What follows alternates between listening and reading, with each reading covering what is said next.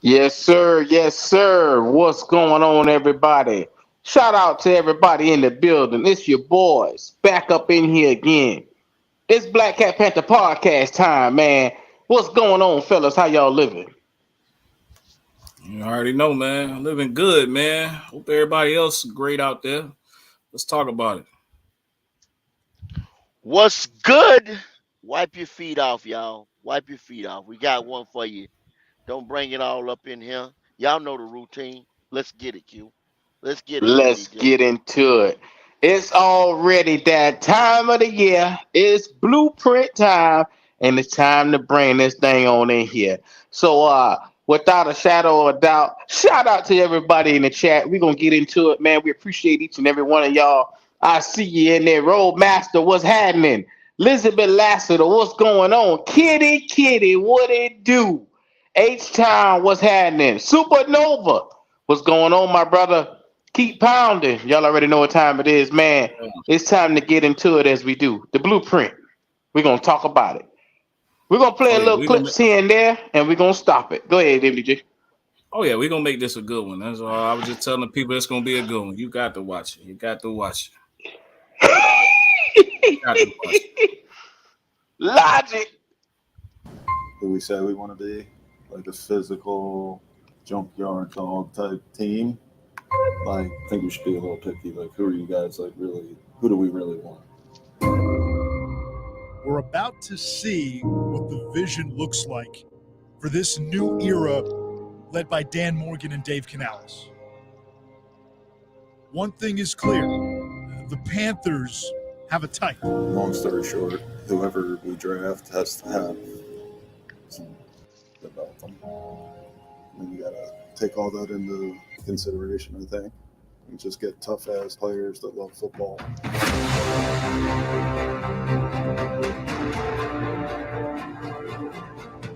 Woo-hoo!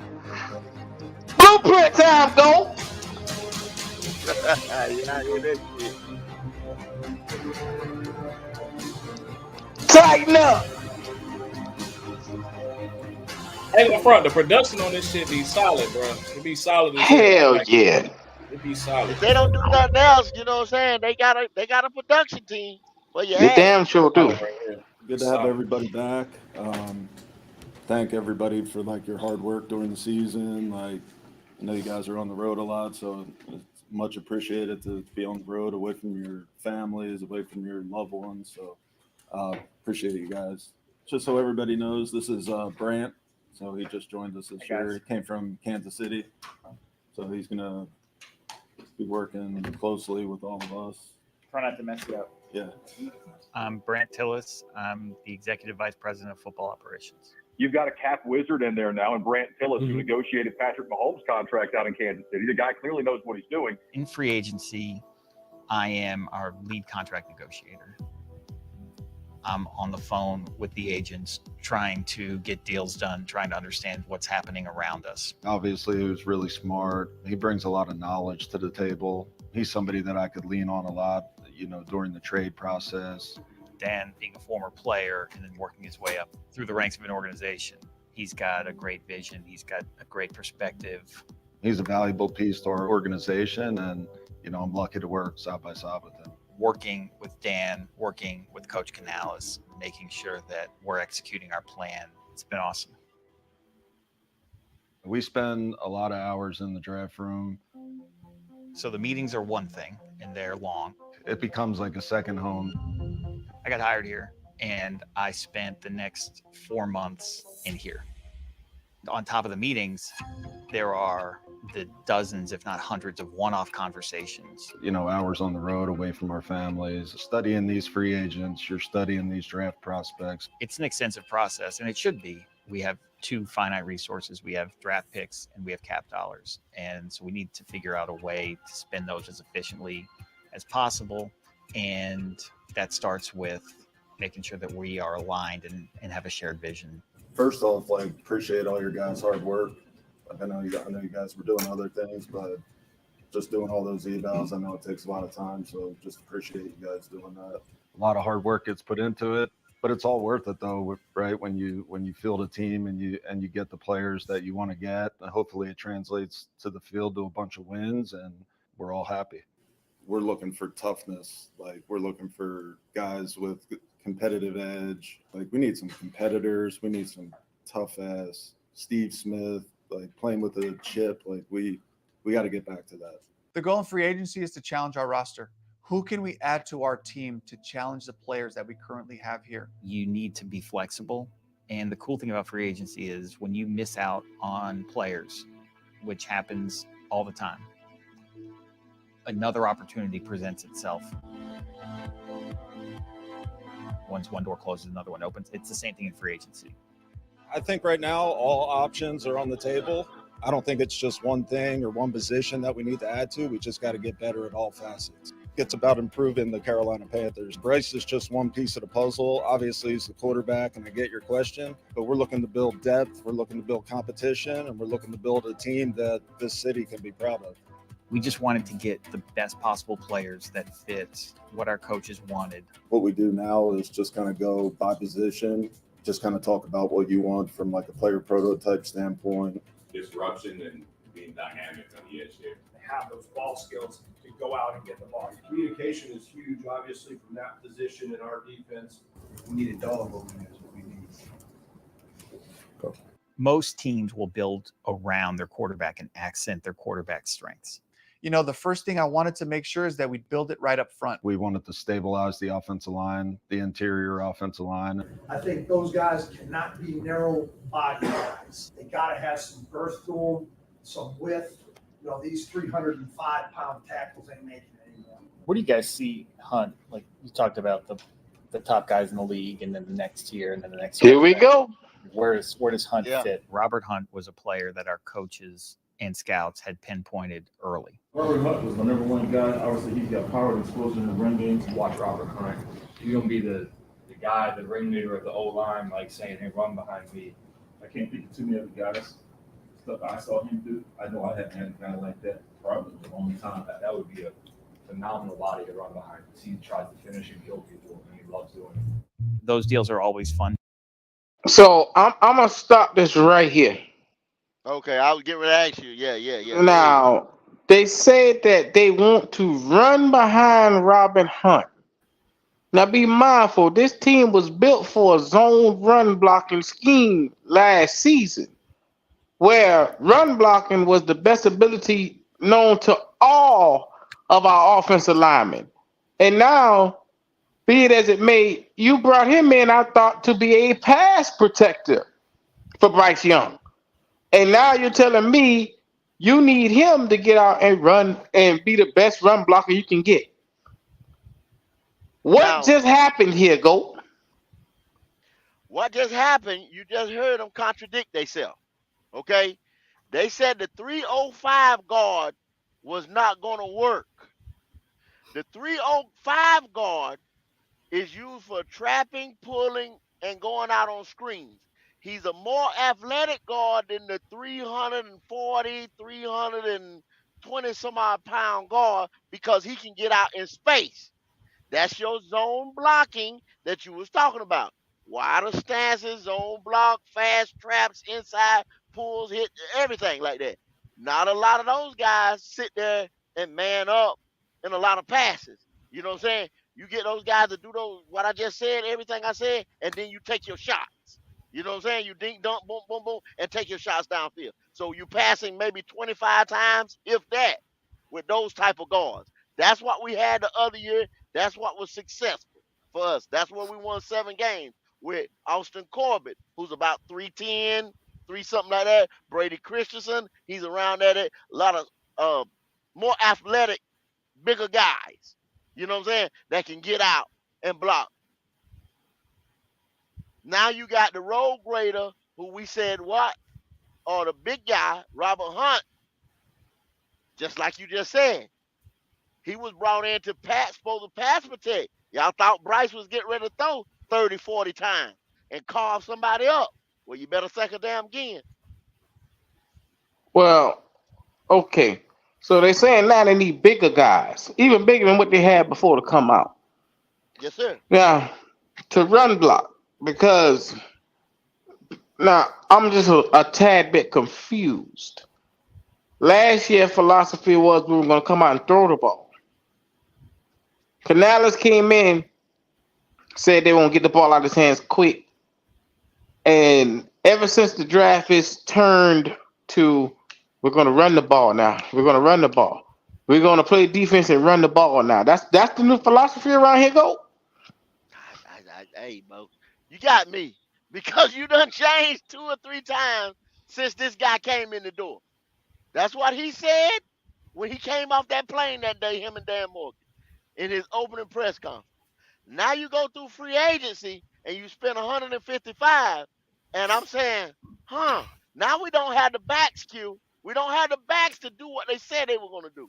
I don't see the running back that's going to run between the tackles. I don't see it.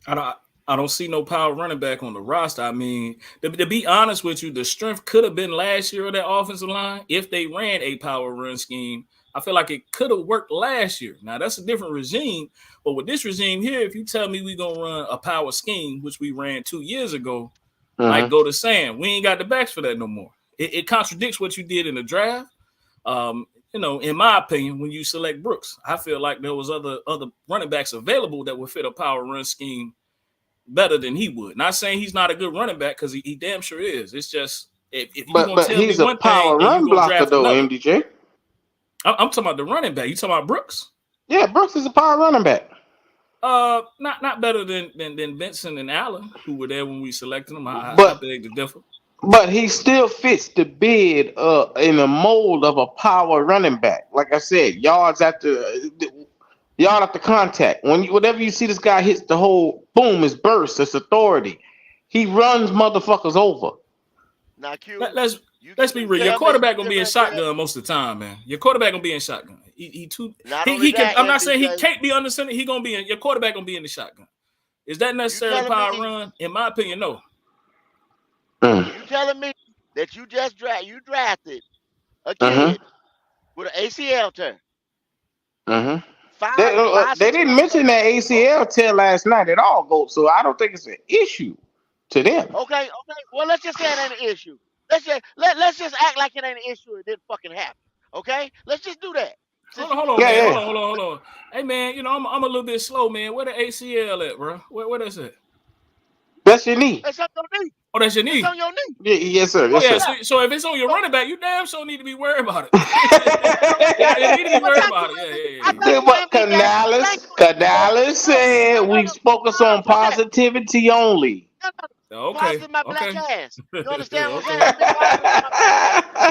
You get ready to go in there and bang with 300 and some odd pounders on the NFL level, and you just coming off an ACL tear. A rookie. That's what you're telling him to do now. And just like MDJ said, I don't put him in the list of power. You don't. Go. He was a power running back last year. In this draft, there was him, Braylon Allen, Cedric Benson, and probably old boy from Notre Dame. That was Esteem was his name, last name. Esteem. Them were the only 4 power running backs in this entire draft last year. That was worth a damn. Man, I think a power running back. I don't think of no Jonathan Brooks. I'm not saying he a bad back. I don't want the Panthers, fans to start saying, "Oh, he said he ain't good." That's not what I'm saying. If you tell me we're gonna run a power scheme and then you go in the draft and select him and move up to get him before, we move back and then you go back to get him. So no, there's other power running backs that was on the board that's actually healthy. That's another key that's healthy, that's ready to go. Right. They can carry the load. Come on now. Hell, to be honest, you rolled Jonathan Brooks out there too early. You better get ready for Chuba. Choo, that motherfucker finna be running your running back again. Go on, get ready, because that's who your running back really gonna end up being is Chuba. If we do what they say they're gonna do, Chuba finna be your lead back. I don't give a damn what you say. Okay, so the tribe has spoken. A 6 foot, 220-pound running back ain't worth a damn. All right, I got you. I ain't saying he ain't worth a damn, but if you gonna tell me we gonna run a power scheme, there was better options on that board. That's all I'm saying. The motherfucker can run. MDJ, you acting like the boy's a scrub. He can, He's but not what no you mean? goddamn scrub. Okay, They okay, said, but think about it. that boy gonna They be said running the out of the same shit. shotgun. They said CMC couldn't run between the tackles coming out of Stanford. And what do we watch this motherfucker do in the NFL every step of the damn way? Okay. Run between the tackles. They said he was small and undersized and couldn't take the beating of the NFL. And he's only the number one running back in the goddamn NFL. John, when I think of power running back, I don't think of no He damn didn't come in Jonathan with no Brooks. ACL tear. He didn't Nigga, come in his with no ACL already. He coming in with that. Is he still injured? That's all I ask. I'm trying. Is he still injured? Because from what I heard, he had surgery a couple of months back. This guy done had at least 6 months to heal off of it, and they saying that hey, he looks good in practice. That's what I've heard. Yeah, everybody look good with the shorts and the helmet on. Ain't got shit on but the shorts and the helmet. What you mean? Okay, all right. What you mean? The twin negative brothers over here. I got you. Oh Well- man, you know we won't be twins long. I'm just waiting to get to that part. But yeah. Go ahead. We ain't gonna be twins for long. I promise you that. Yes, sir. Well, we're going back on in here to Robert Hunt. Like I said, we're gonna get into it. To do, you're acquiring a very good player who's talented, and he can help us. If you are a guard and you are good at what you do, you are getting paid. Robert Hunt cashes in to head to Carolina, protect Bryce Young. 5-year, $100 million deal with the Carolina Panthers. Listen, how you doing? Nice to meet you, man. Nice How you to doing, meet you. man? It's good to have you. I'm happy to be here, man. Nice to meet you, Brent. How you doing? Run, whatever you need me to do, I'm here to do it, man. Whatever you need me to do, I'm ready to go. Put me in the red zone, around the 10-yard line, fade me up. That's it. That's all we need. Fade me up. Fired Yeah, up. I'm fired up as well. Nice to meet you guys, man. Thank you. Let's do it. I thought Mike McDaniel was swag. You might got him beat. I think you got him beat, man. I think Oh, I'm he gonna bring kissing the ass depth and already. energy. I'm gonna bring leadership. And I'm gonna bring nastiness. I like my tape. I think I put my tape against anybody. You know, it's the reason they got me here. I think my tape is comparable to the best, and I think I am maybe one of the best. So, XZ, tight end, fullback, running back, whatever you want to do. Let's throw me there, and I can do that too. You need me to catch a ball, I catch it too. I can catch that. We all saw that tape too. Okay, $100 million. Talk I'm that here shit. because I want to be the best. Exactly. Yeah, I'm gonna play. You better catch a goddamn block and make sure he get off that motherfucker. Nice to meet you. Timo, nice to meet you, brother. And a lot of good things about you, dog. Excited to work with you. I think it all starts up front. I mean, every coach will say it. We put that to the checkbook this year. Like, I like how Lewis bred and the way he plays, like physical. Yeah. I think these two guys, this offense, but we're going to play ball, upgrade this team right now, possess the ball for our defense and get some rest so they can kick ass in the fourth quarter. You talk about dogs. Yeah. That's what we get. No doubt. You see that? I see you. That's you.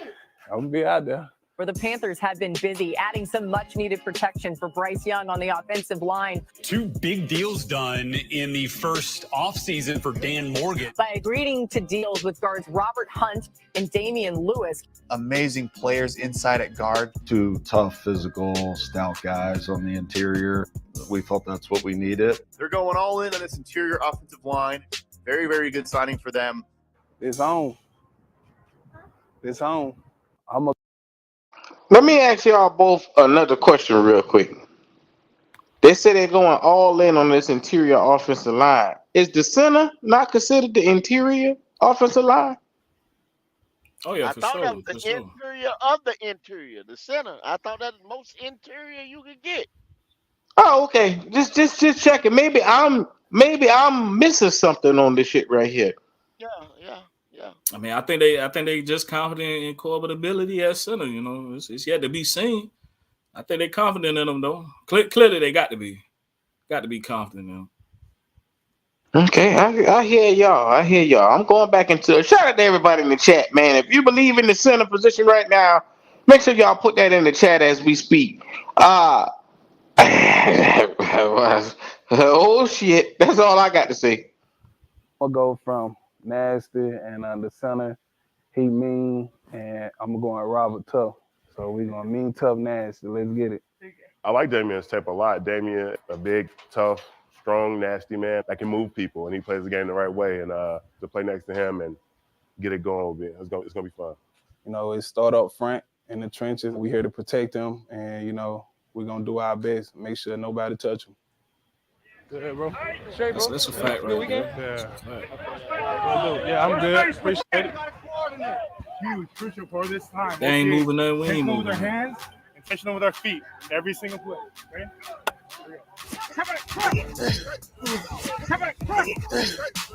Mean, tough, nasty offensive lineman. He's here to block your quarterback forever. Damian Lewis. The offensive line signings. This is like 2 starting guards and a backup tackle. Josh Nyman. We had just attacked the offensive line. Is he protected up front? It's going to help the running game a ton, which will help Bryce Young. Claude. Oh, the left guard. You're the fan base down in the Carolina Panthers. You're going, thank God.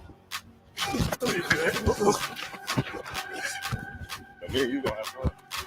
It's interesting how all their signings so far have all been interior guys. They're building from the inside out. Yeah. If they want to go full old school, they want to keep pounding, if they want to build like we've seen Panthers teams in the past, okay. Joseph. Good, bro.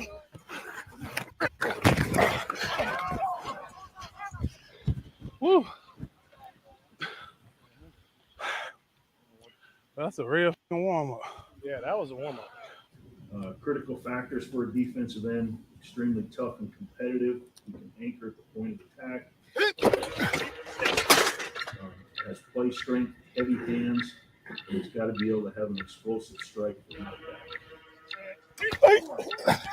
It's pretty obvious right now that we need another starting defensive end. Tayshaun Robinson. A definite upgrade, starting in. I think he's hands above everybody else. It's going to be hard with him and Shai and Derek for a team to run football against us. This will be a conviction guy for me. You have Derek on one side, you have him on the other side. Like, where are you going to run?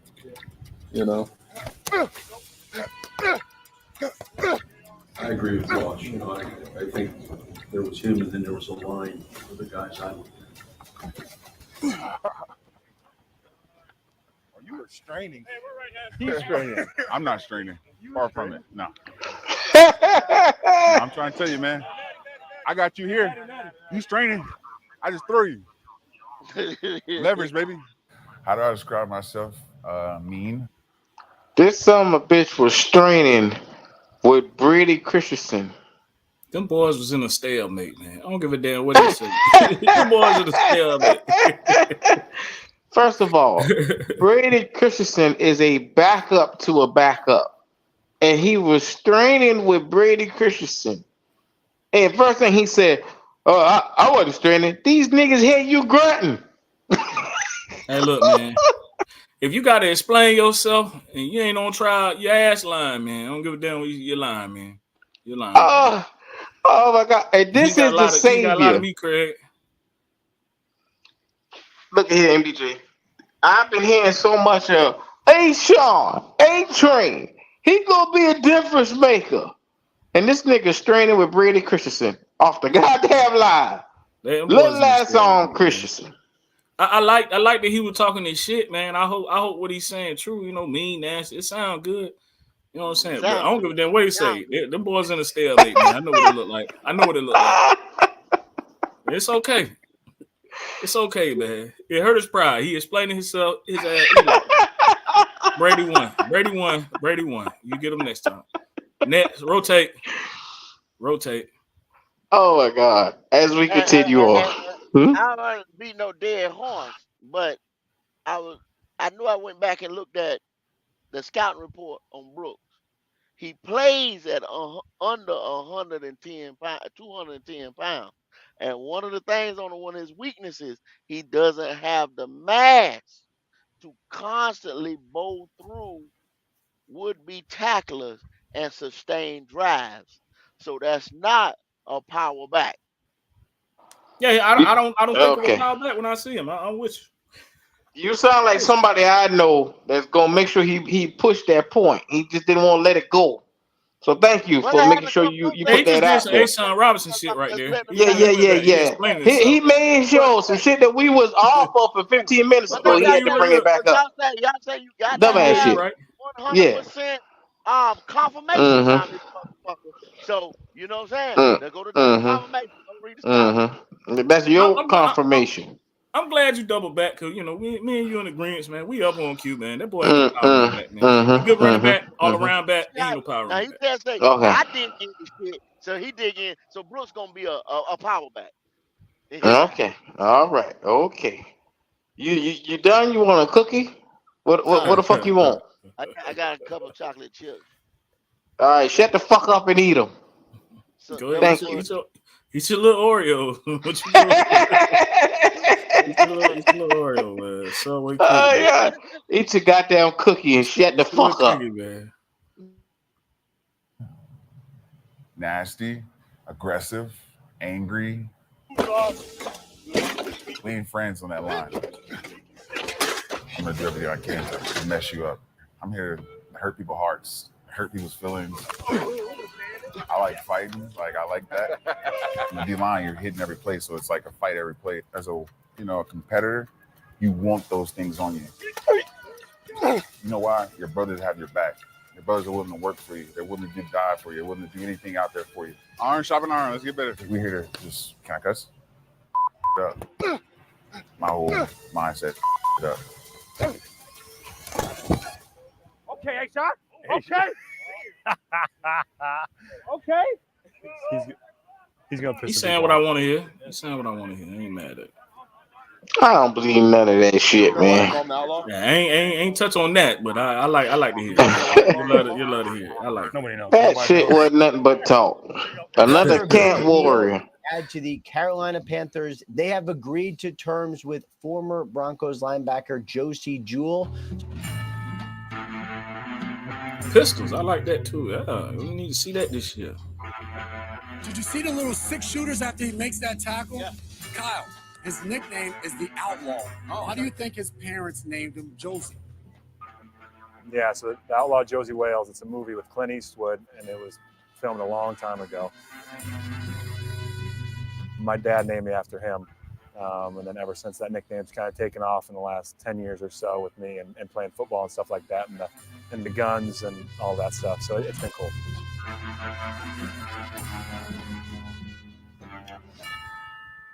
The music is intense. I'm ready to see really some on shit. me today, huh? Looking at me every single. That's terrible. Yeah, they really hyped him up just now. Yeah, that music was like that. Got a good intro. Let's see him do it. He better not miss a play. Josie Shack next play, big nickel. What has it been like kind of working with him? Josie? Man, Josie's my guy. Are you doing better now? Here we go. I love Josie, man. Josie's a character. He came in here. If you kind of watch us, it kind of feels like we kind of been playing with each other for a while. Good short, Shaq. Good short.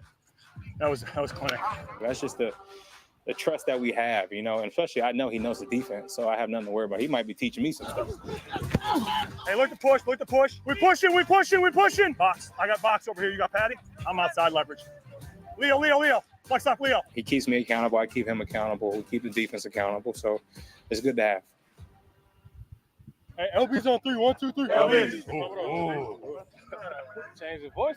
Yeah, that's what I was saying. If y'all out there talk shit, bro, don't make practice boring, bro.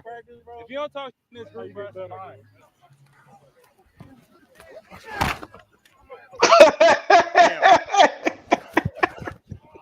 Hold on, man. Hold on. Hey. Hold on, man. Hold on, bro. Hold on, man. Now, the first thing is, like, they hyped him up with that music and shit. I was fucking with it. I still fuck with it. I like it. I want to see him do that shit. I fuck with the music. I like that. Hey, DJ, the Why he up there motherfucker. just talking like Andy Dalton out that motherfucker, just relaxed, chilling like you the linebacker, man. They blew right by his ass. He's sitting there like, They talking shit to him. If that's a game, I don't give a Chuba out of there. Out of there. He just got bowled the fuck over. Is what happened. Yeah. You better hope that box safety stop that nigga. If not, that's a touchdown. most people who just said this was a boring blueprint, you got to take a look at shit like this right here. In practice, this motherfucker was lost just now. People didn't even catch it. He mic'd up and they talking shit to him on his goddamn mic. They tell him, hey man, like what the fuck going on, man? Chuba was out of there. I don't give a damn. Chuba was out of there. He was out of there on that play. He out there, touchdown. He showed up late, man. The shit started at 8:00. It's 9:30. He out that motherfucker. Yeah, not talking shit like that. Not talking shit about him, but that's supposed to be Frankie's replacement now, y'all. Yeah. And then they use Shaq to hype him up. Yeah, anybody but Josie. I ain't worried about Josie. Then Josie missed the goddamn play. The next goddamn. Hey, look, Shaq like, oh yeah, they gonna love me again. They gonna love me again because I ain't gonna be the nigga out here. Look at it. That's some ass kissing shit right here, man. What is this shit we looking at? Anyhow, as I digress. Next time you run through that hole that hard, Look at it. Like, take care of your bodies today, guys. Come back tomorrow. Don't pick and choose when to work. When we're out here, it's work. That's just what it is, okay? I love it, though. Love the intensity. Let's take care of each other. And be smart about it. DB. Let's go do the same tomorrow. Yep. Hey, family on three. 1, 2, 3, family.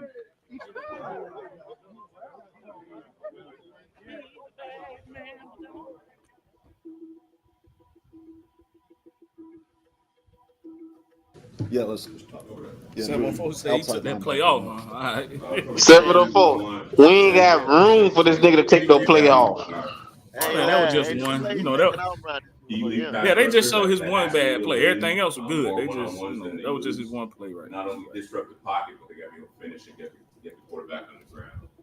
That's what we're looking for. That's what we need. Disruption and being dynamic on the edge there. That's the prototype. Go. Did you hear that just now? What they looking for is somebody that can get the quarterback on the ground, disruption, and an edge that's dynamic. Yep. That's what we looking for. Yep, that's what we're looking for. Hey, man. If they talking about who I think, man, I fuck with them, man. I ain't gonna say nothing about them, man. I fuck with them. What we looking for? I fuck with them. Go. Did we have something similar to that? Obviously not. Obviously we didn't. Type of morning.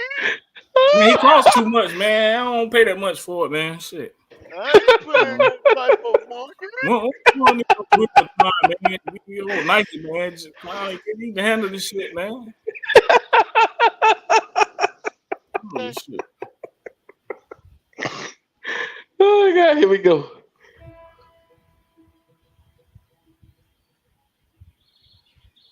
And most of y'all, I'm gonna skim past this clown and shit because I just don't give a damn about seeing it. Give her. What's up, man? How you doing? Yeah, I'm ready. Yeah, it's a lot of emotions in 1 and 2 because I'm home, man. I'm home. It's been a long time. Let's get to Deontay Johnson. Hey, this my dog. I don't want to hear no bad shit about no Deontay Johnson. Boy, fuck Deontay Johnson. Hold on, man. Hold on. Good. Yeah, just trying to say what's up to you. Respect your game, bro. I appreciate it, man. No. Minnesota, my rookie and stuff. You nice, bro. I'm excited to have you here, man. Yeah, bro. Let's work, bro. We need to have a little duo here. Man, I'm looking forward to it. Sure, bro. It'd be good to have you. You got to have a little duo, for real. What's up, bro? Let's do it, bro. I got you, bro. The Deontay.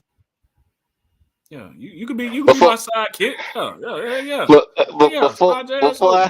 Before I say anything else, go take a look at this right here, the chat what we were talking about.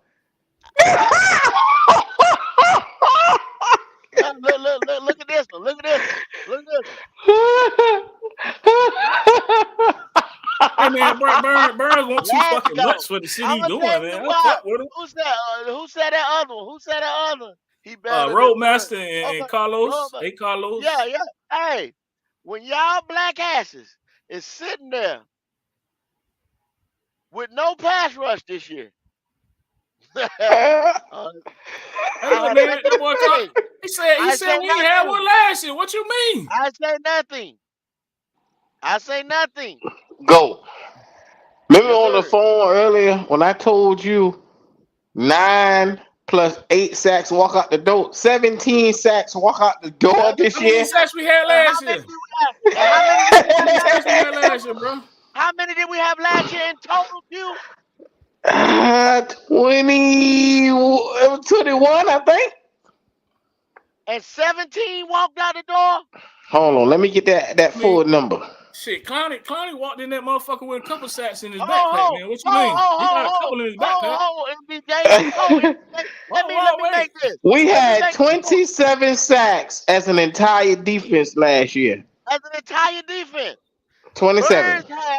Frankie had 17. YGM had 4. He carried his to 17. That's 21. So that's an 8 sack clip on the whole fucking team. So tell me. Boy, y'all something Hey, else. man.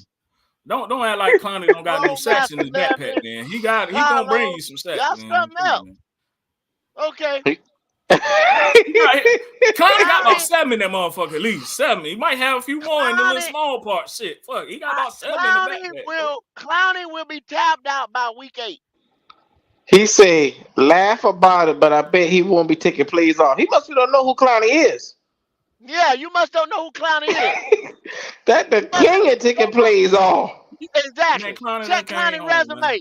Check Clowney resume. Check his He resume. had 10 sacks last year, go. He Oh, had here we 10. go. Here we go with this shit here. Okay. If you want to give him 10, give him fucking 10. Give him fucking 10. What you want me to give him? I give him 7. Shit, I Give him said fucking 7, 10 on man. the championship team. That was his best year in 11 years. But Clowney gonna start the On the run, man. Brian championship Burns defense. really ain't doing shit in the run game, man. Okay. Clowney gonna start the run better than Burns. Look, bro. 5 weeks. We got 5 weeks, and then August 8th, you'll start seeing some motherfucking preseason games, and then the rubber meet the road. Like I say, y'all gonna see that shit, man. I'm tired of telling y'all, man. Pretty much. Hey man, put in the chat Burns ain't shit just one more time. Tell him Burns ain't shit one more time. Please put in there. Tell him he ain't shit. Burns ain't shit. Burns, or to any of your people that still watch this show, your boy Q loves you. We appreciate y'all. I'm with you, Burns. Y'all in New York, huh? Damn, he said he ain't shit. He ain't shit, bro. Burns ain't shit, man. Burns ain't shit. Boy, y'all say y'all hell. Now the man ain't shit. Boy, don't leave this. This nigga say, Roadmaster said, Burns took off every run play with his soft ass. Boy, I'm telling. Uh-oh, just along. Burns lighting ass. Here we go. Yeah, my dog. Yeah, Burns very good. He above average player, man. But he better than Clowney. I ain't gonna say in fact like he ain't better than Clowney. But he ain't 30 million. The gap between 30 and the money we pay him, Clowney, he ain't better than him by that much. I promise you that.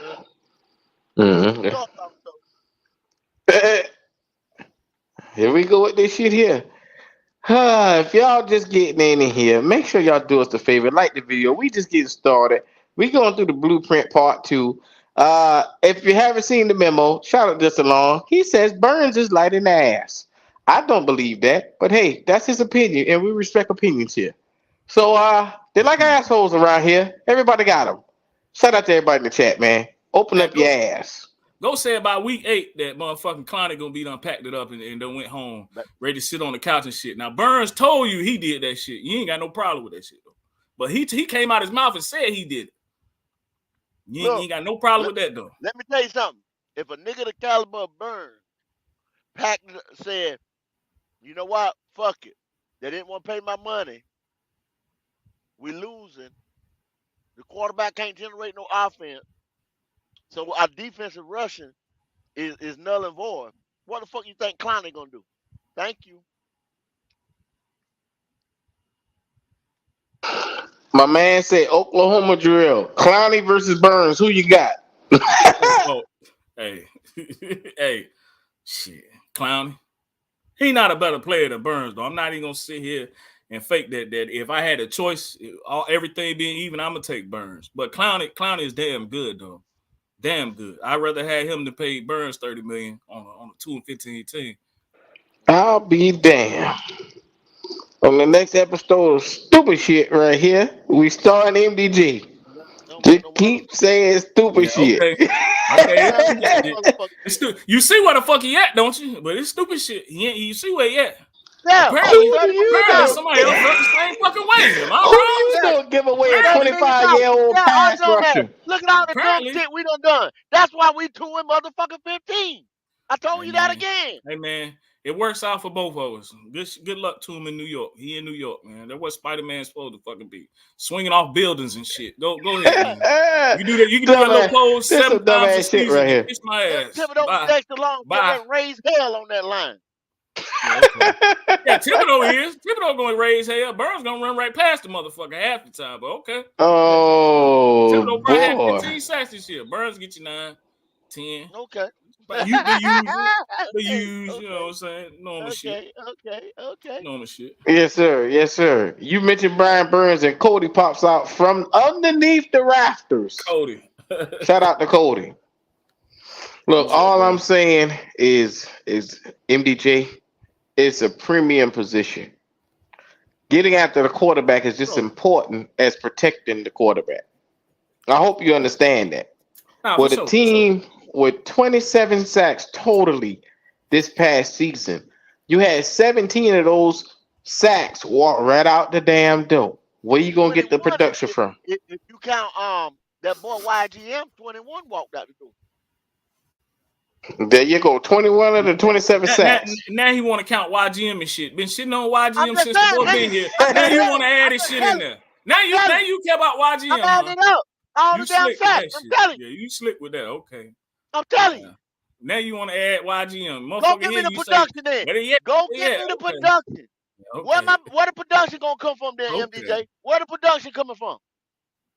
Clowney, who had 9.5 all his career. All 10 years, 9.5. That's the best year. He ain't never got, y'all been hollering, double-digit sacks. But Brian Burns, the 5 years he was here, he had them. He got them. He had that shit one fucking time. No, he didn't. Had it twice. Had it twice in 5 years. Every year he elevated. Get it right now. What did he do last year? Did he elevate last year or did he get worse last year? Statistically, everybody on the whole damn team. Well, then you keep that same energy with everybody on the whole team then. Keep that same energy with everybody on the whole team then. Do you do that? Do you keep the same energy with everybody on the team? God damn. MDJ cooking tonight. You can't get this nigga to stop talking. Do you keep the same energy with everybody on the team? I give Icky. I give Icky second. Say everything, but answer the question. He don't. How did Icky go from damn near being rookie tackle of the year to shit? Motherfuckers want to cut him. I'm moving to guard. Come on, man. It's a reason why. Did you keep the same energy with him? Do you keep the same energy with him, though? I just did. Any other position on this team, you keep the same energy with? Is it anybody else?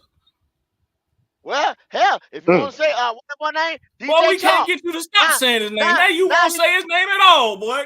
Now DJ Chalk can't catch a cold. DJ Chalk can't catch a fucking cold. Why can't DJ Chalk catch a cold? I know who you gonna blame it on. Just wait though. I know you gonna blame it on. I just did. Okay. Roll the tape, Q.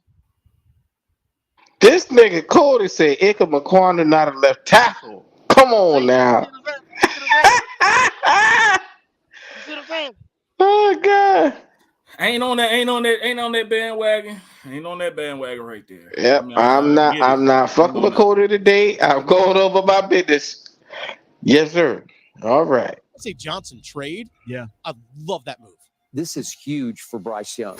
They need a receiver to go with a young quarterback that could potentially help his growth.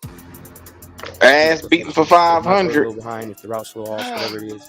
You know, as a quarterback, it's super encouraging to see someone who cares and is dedicated.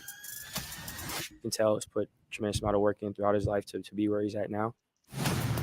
I got a lot to prove. Like, that's just me. I feel like that every year. He knows how to get open. He's a bona fide route technician. One of the best one-on-one route runners in the league. My play style and what I do on the field, a dog that's hungry, that's always trying to make a play. He really masks his intentions, and the DBs cannot get a beat on him. I still look different in that uniform. It look good though. What is your thoughts on the additions they made here? Yeah, I'm super excited. They're all hungry, great players, guys that obviously are going to contribute. Wow. There's a lot of newness here, a lot of new ideas, new energy, new people. Man. Right now, the mission is just for all of that to come together, us to be on the same page, and then focus that so that we can turn and win football. It feels like this year everything is in line. They have exceeded my expectations. This is a lot of very good complementary pieces together. Really just how you come together, like how you willing to work, how you willing to sacrifice your time. I can't wait to get out there, showing what I got. Do everything I can to help this program win games. I feel like it takes everyone, it takes a village. Hopefully we can do something special and turn this thing around. So I want to be a part of that. He got a lot of complementary players who know what they're doing under that system. I like it because everything feels like it's actually in line. I feel like this defense fits me perfectly. I can come here and really make a name for myself, showcase what I can do. I'm excited about what we're building. Everybody playing hard. Our goal is for him not to be touched. I do feel like the Carolina Panthers defensive line and their front seven could be better than what it was last year. This defense is, have all the traits that a great defense has, which is physicality, playing fast, getting after the ball. Tense, aggressive, hard-hitting. That's the things that come to mind. Ashawn Robinson, Josie Jewell, Jordan Fuller. He's spoken highly of Dane Jackson, said he was one of the guys he was looking at, wanted to get with him. Last year is what it is. There's learning, there's growing, and we talked about it, but we're focused on the future. So it's all about learning the offense, learning the people around us, getting these reps out on the field, getting the chemistry down. Really, right now, all we're doing is focusing on this year. Dan Morgan just made some real GM moves, and everything feels like they're in alignment, and so now we just feel better. But where he's really going to make his money is what he does in 2 weeks. Big week this week. Yeah. Oh, yeah. Super excited. A lot of meetings, a lot of time in the draft room, but it's a ton of fun. Love doing it. In a different seat, more pressure per se, but I don't feel pressure. Like I love what I do. So the work's in, so it's really nothing to feel pressure about. The wait is finally over. It is draft day. Xavier Legette, that's who they think is the dream, falls to them. Dan Morgan's going to have to be a wheeling and dealing businessman that, they make movies about. Actually didn't have any nerves. Like, I just felt good. Like, I felt ready. I felt excited. So my cousin just texted me. He said, good luck tonight. Hopefully you don't make any big mistakes like in that Kevin Costner movie. Look, the draft is exciting. You get a chance to see the future of our league come in. He's like, would you trade up for the guy that I like? I said, yeah. Same guy you like. Oh! Like, such a cool kid. Did y'all just hear that shit? Did y'all literally just hear that shit right there? She said he's like, would you trade up for the guy that I want? Oh my God. These motherfuckers did it again, dog. Yeah, so they was involved for sure. I don't know if she ever said who, but they was. She's referring to Tepper. Yeah. Oh my God. It never fails. I don't think people even caught that right there. At that little particular moment. First thing she said out of my mouth is she said, now I'm gonna go back a couple of seconds. Where we at right now? People need to hear that shit right there. Right there. Good luck tonight. Hopefully you don't make any big mistakes like in Pay that Kevin attention. Costner movie. Look, the draft is exciting. You get a chance to see the future of our league come in. He's like, would you trade up for And look how Kanata's looking at her. same guy you like? Like, such a cool kid. This is Christmas. Y'all notice he had to save it. He was like, yeah, we all want that guy. Yeah. The same guy we all want. You got to be kidding me. Yeah, he's such a cool kid. Oh, man. MDJ, what you got to say about this right here? Oh, this right here? Oh, yeah, they definitely involved, man. It's just, Is this the draft? This the NFL draft 24 Detroit. We've been talking about this shit all day. This is the draft. Yes, sir. We get into it. You already know. Talk about this shit all day, huh? Logic. We can talk about this shit all day. You got an opinion on Nicole Tepper what she was trying to do was remind Tepper, not remind Tepper, but remind Canales and Morgan, who was sitting right there, that, hey, Dave wants to trade up. You get what I'm saying? Right. It's almost like, don't forget. Don't let it pass me. Don't forget. Yeah. And she said he, but she was trying to keep it, and they were like, he who? And then they was like, oh, Dave was like, Canales was like, oh yeah, well, that's the guy that we, trade up for the guy that we all wanted. Okay, yeah. That's the guy that we all like. Hey, slick shit right there.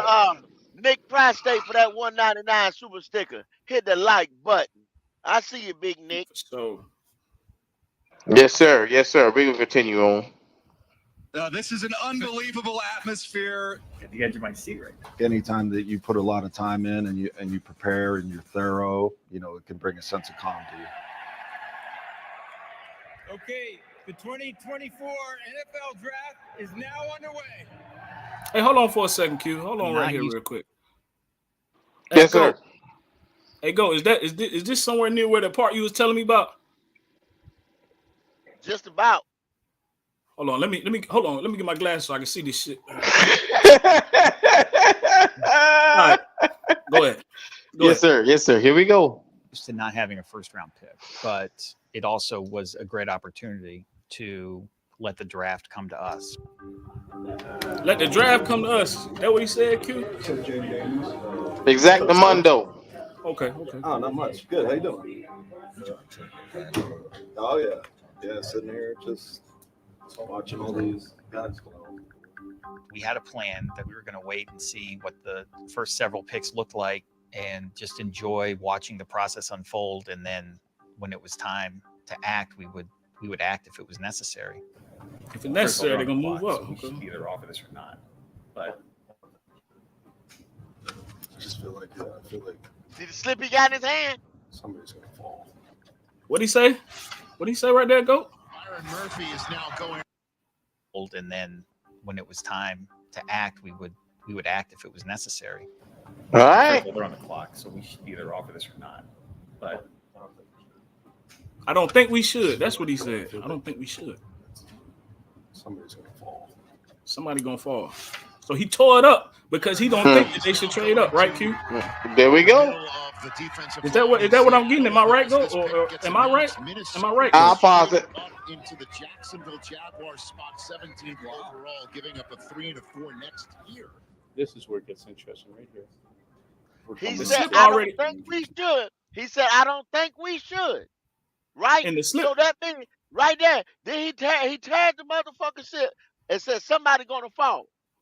Mm-hmm. Now, meaning he didn't have no intention to trade up, right? If he said, I don't think we should, somebody gonna fall, he already had the slip made out. He was planning to do it. Tep said it, and then said, Tillis the one that told him don't do it. He was gonna do it. He already had the slip made out. I specifically saw Dan Morgan talking when he said, I don't think we should do it. So Dan Morgan said, I don't think we should do it. That's what he said. You gonna tell me the man said different? I mean, the caption's on the motherfucker. I'll replay it one more time. Man.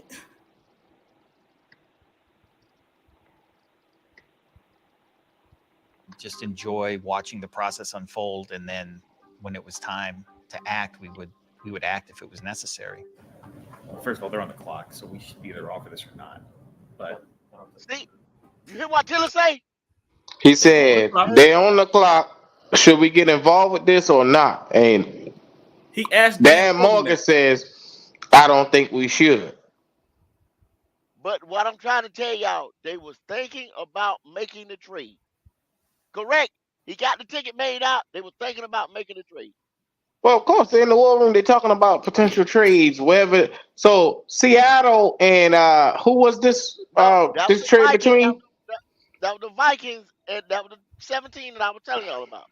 You're actually wrong, man. But we're gonna see once Q hit play. You're wrong about that too. That you argue with me all fucking day. all fucking day you arguing about this shit. Nigga was gonna trade up. And you fucking wrong, man. I think it had Seattle to do with this because it showed on the screen just now. Go, but hold on. I just feel like somebody's gonna fall. So he told Tepper, "Fuck that." Byron Murphy is now going to the middle of the defensive line in Seattle, and as this pick was announced, Minnesota. So it was Byron Murphy going to Seattle. And he said Minnesota. What did he just say about Minnesota? That's what traded up into the that's what they traded talking up. about. 17 overall, giving up Minnesota traded up. This is where it gets interesting right here. We're coming up to the danger zone. So much of the draft depends on when the quarterbacks go. The draft started with 14. Hold on. So y'all got a clear understanding of what just happened? Mm-hmm. Did y'all get a clear understanding of what just happened? Tell me you and go. Yeah, I want to hear GOAT because he been telling me some shit about this shit all day. I want him to explain this shit because I didn't hear nothing that he was telling me earlier. Not a damn thing. I want him to tell me what they saying, and then I want you to hit play so he can see that they ain't saying none of this shit he's saying. Go. If you can't see that they was thinking about making a trade right there between somewhere 16 or 17. So that's not happening right now. That's not happening right now. You keep saying they, but earlier you telling me Dan Morgan wanted to trade MDJ. Somebody wanted to trade, bro. So in your mind, pick 1 through 15. Nigga ain't had no paper in his hand. He could have tore up 1 through 15 because they just showing you one part, right? Then you got picked. Fuck it, bro. Fuck it. No. You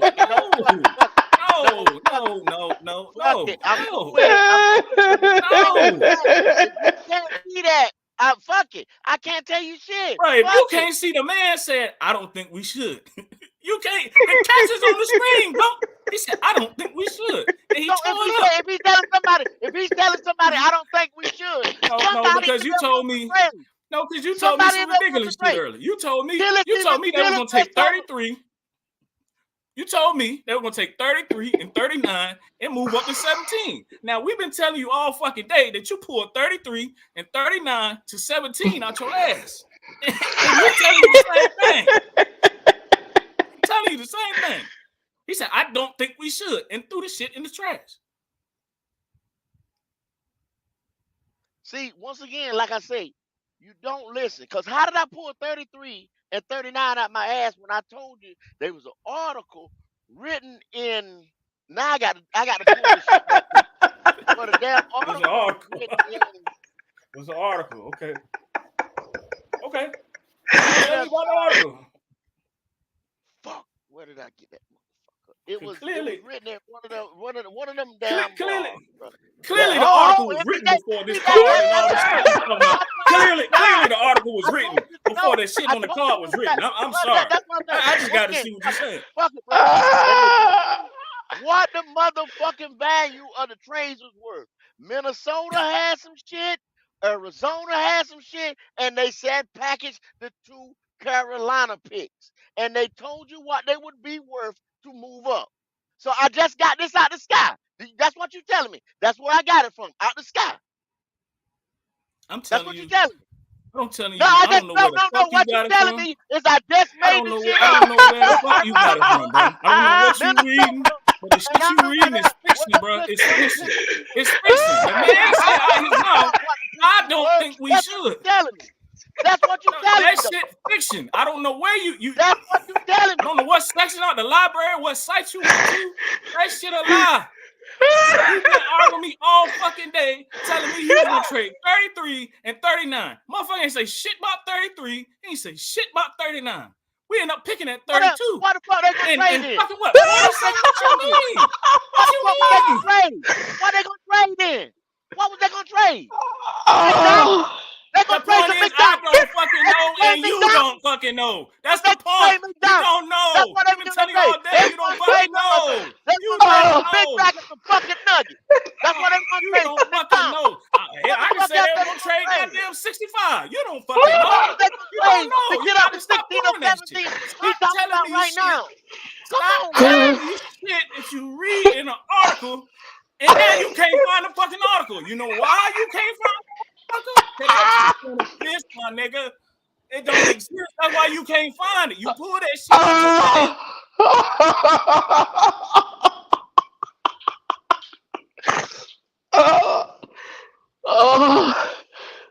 Oh, my chest. If a Oh, motherfucker God. say you 33 and 39 is worth 17, that motherfucker got to be worth 18, 19, 20, 21, 22, 23, 24, 25.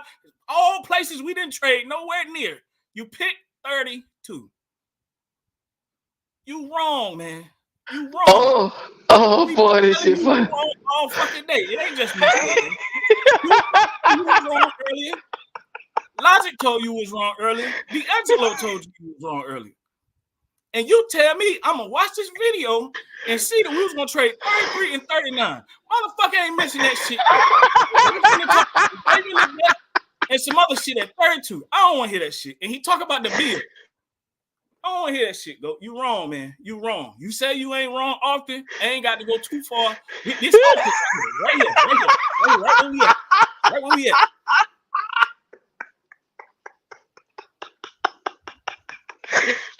Oh, because this is where we he at. just don't see this motherfucker right here today. Hey, you're amazing, bro. That you didn't see them. You just didn't hear Tilly say that about the deal. You just didn't hear Tilly say that. So scratch what Tilly said. Man, scratch what Tilly said. That man I don't said, think we're gonna make that trade. I don't think we trade. He ain't say shit about trading up with no 30. First off, where the fuck you get we gonna trade 2 picks for the motherfucker? You just pulled that out your ass. It's getting old right now, man. It's getting old right now. Did Tillis say something about a trade? So I guess Tillis didn't say shit about a trade. No, he said it. He didn't said say something shit about it. So what the fuck was they gonna trade then, MDJ? I'm not gonna pull a random. You what only the pull fuck was they gonna trade? They gonna trade a bag. What the fuck was he gonna trade? What the fuck was he gonna trade? He had a 2012 Honda. He was gonna get a motherfucker. He got a nice, yeah. He got a nice. I guess he that. That's what he was gonna get. Some of them goddamn computers in there. One of them tables in there. Hell, it might trade the code. I don't know. What the fuck he gonna trade, nigga? Once again. 1, 2, 3, 4, 5, 6, 7, 8, 9, 10, 11, 12, 13, 14, 15. That motherfucker talk about the draft. You got to trade draft picks, man. Come on, man. Fuck it. But you're gonna sit here and see this one part and say we was gonna trade the 17. And you told me Dallas Turner earlier. That's what you told me. You told me we was gonna go get Dallas Turner. You kept hollering Dallas Turner. I said Dallas Turner got picked at 17. No, I didn't. Boy. I never named a player. Okay. Well, I'll be damned. Boy, y'all got me in tears. Moonwalk about this shit, man. Your ass wrong, bro. You wrong. You wrong, man. Okay, I'm wrong. You wrong. You got that shit from Fantasyland. Where you say all these Bryce motherfuckers is at, that's where you at with this trade shit. You done told me 3 trades, ain't none of them shits happening. But the one trade that happened, you keep saying, why the fuck we did? Why the fuck we should have did? No. I'm wrong because he didn't say nothing about no trade. He didn't tear up no paper. We just imagining this shit. You know what I'm saying? No, he didn't. No, the fuck he didn't. No, the fuck he didn't. He didn't tear up no paper. Dylan didn't say nothing about no trade. Look, man, nobody wanted this shit moonwalking you doing. Nothing happened. Nothing happened. Hit the play button, man. Hit the fucking play button, man. Nothing okay, happened. The moonwalk. You can move. You can try to moonwalk your ass about this shit, bro. But it ain't over. It ain't over. Hit the play button. Real AJ say hit the play button. Hit the play button. Hit the play button. Well, I'll be damned. All right, here we go. We should either offer this or not, but I just feel like somebody's gonna fall. Fuck. Aaron Murphy is now going to the middle of the defensive line in Seattle, and as this pick gets announced, Minnesota just traded up into the Jacksonville Jaguars spot 17th overall, giving up a 3 and a 4 next year. This is where it gets interesting right here. We're coming up to the danger zone. So much of the draft depends on when the quarterbacks go. The draft started with 14 straight offensive players. 14. And a record-breaking 6 quarterbacks in the first 12 picks. Once 6 quarterbacks went in the first, whatever it was, 12 picks, we thought, okay, well, like now, like there's a chance that we may have an opportunity to trade up here. Oh, shit! Buffalo is? Stop! Who are you talking to? He said who? Buffalo. What happened? Buffalo picked in the 20s. In the fucking 20s. Oh, here we go. You got to trade up to get Legette. We just waited, and then we knew that there was going to be a striking point for a trade. Same for him. They may take Legette. They were talking about Beans. How you doing? You trying to trade out? I talked to Brandon before the draft, and he just said if you have any interest in trading back and trading out of your pick, give me a call. So obviously he gave me a call, and kind of took that opportunity to jump up there to 32 and get our guy. What they want to do? So 32 and 200 for 33 and 5th round 141. You're giving up 59 spots in the draft to get a 5th year on Legette. Dan was just super patient. There was daylight, and he went bang, and he hit the hole just like everyone has seen him do in his career. Ball it in. All right, cool. Let's go. Go, baby. Let's go. Getting a little nervous there. For me, with my first experience, really being in the draft room for the whole time, just amazing to see the patience of it, and for it to all, come to us like this, to get the guy that we love. When you have a lot of buy-in on a guy, especially from the coaches and the scouts, being the GM and being in that seat, it makes you feel really good about the pick. Let's do it. Most definitely. All right, we're going to call it in, man. Most definitely. Enjoy it. Oh, yeah. The Buffalo Bills have traded the 32nd pick to the Carolina Panthers. With the 32nd pick in the 2024 NFL Draft, the Carolina Panthers select Xavier Legette, South Carolina. All right, so this guy, one of my conviction guys. So you got to start with the combination of size and speed and mobility. Over 6 feet, 220 pounds that can run like he does. There's only a few guys that come along like that, and it only happens every couple of years. It's really special to watch. Whoa. Is Canales referring to Legette as a generational talent? That's high praise. That's high praise what he said every couple of years. I mean, you're not just going to get one of them every draft. You can't wait to get one of them. That's why they felt how they felt about him, I guess. That's how they looking at it. Wow. How you feel about that, GOAT? That's what he said. And then Size, speed, and mobility. Somebody in the back wasn't with that trade because he said you gonna give up 59 spots just to get a 5th year on Legette. The dude in the back sounded like he wasn't about that. Yeah. Wow. Shout out to 704. My dog. He said the boy better be Antonio Brown. I hear you. Without the CET. Definitely, whoever that was in the back definitely tried to come in last minute and stop the shit. But he threw one last Hail Mary, like, you sure? But hey, look, we here now. He here. I mean, I hope Canales is right. He was gonna be here I hope he's right. Man. The Bills was not gonna pick him. The Bills weren't gonna pick him. I don't think it was about the Bills picking him. It was about the Bills trading with somebody else, and then they pick him. You know what I'm saying? So like I was saying earlier, I see his thought process in that shit, man. I do. Because if you tell the Bills no, guess what the Bills finna do? Just like they called you, they finna call somebody under you and be like, hey, man, you want to trade up here?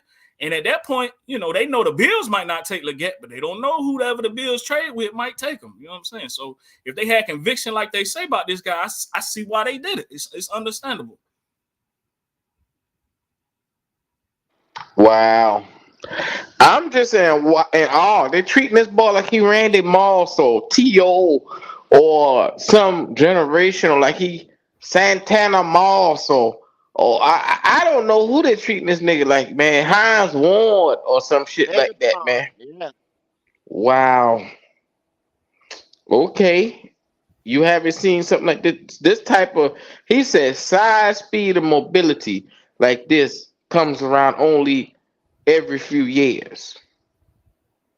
That's a bold statement to put on this young fella. Already. You know what I'm saying? I like the young fella, but that's a huge target to put him in. You know, a huge bracket to put him in. I hope they right though. And you know it immediately. Yes, sir. What's going on, Paul? Yes, sir. I ain't gonna lie, boy. I feel different with that helmet on, boy. Helmet tight than a mother, boy. Push him to young. This tobacco chewing motherfucker. It's quarters late rotation. I got the big buck.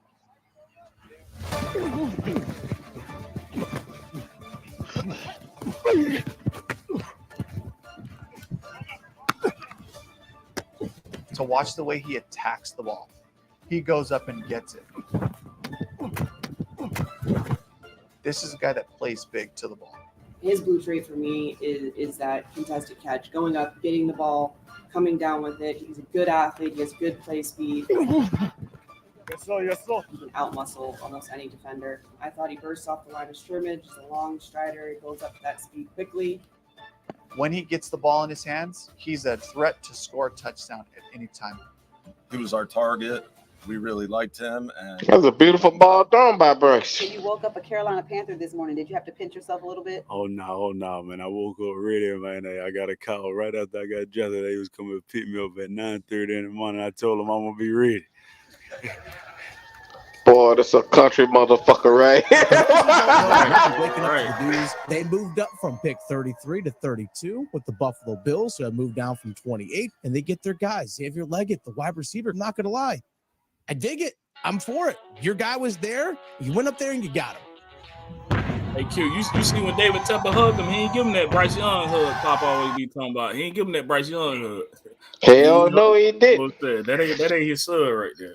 He like he too goddamn big. He too big and black to be my goddamn son. Yeah, that ain't But his Bryce Young, that boy right there fit right on in the goddamn family photo. Yes, sir. My mindset is relentless. I feel like I play with a relentless effort when I'm out there in the field. My ball or nobody. My ball or nobody, man. Oh. They had to move up because you spilled the beans early, man. Man, like, okay, 33. He said it on the phone. He said, you can't give it away, man. You can tell him. I'm like, man. Hey, man. I ain't understand shit this nigga said. It's time for night It two. looked like a good and time. rounds 2 and 3 of the National Football League. Championship. My gut just tells me we're going to see a ton of trades today. I think our spot's really desirable. And I think the only way that we moved out of it is if somebody just like blows us away. So we were getting calls about 39 on Thursday night. So we knew that there was going to be action. You know, because we traded up, we were open Here we go. to trading back. Yeah, I feel like I have a pretty good idea for us. Like our guys are going to be there. Just like we did on the first night. We said, all right, let's let the draft come to us. At that point, You I think hear what we he were- just you know, said? we Go. were going to stay Did you hear patient. what the We were fuck going he to just see said? who was going to be there. Just stabilize off for as long as we can to try to get a good trade. And we knew that we would get action. And we did.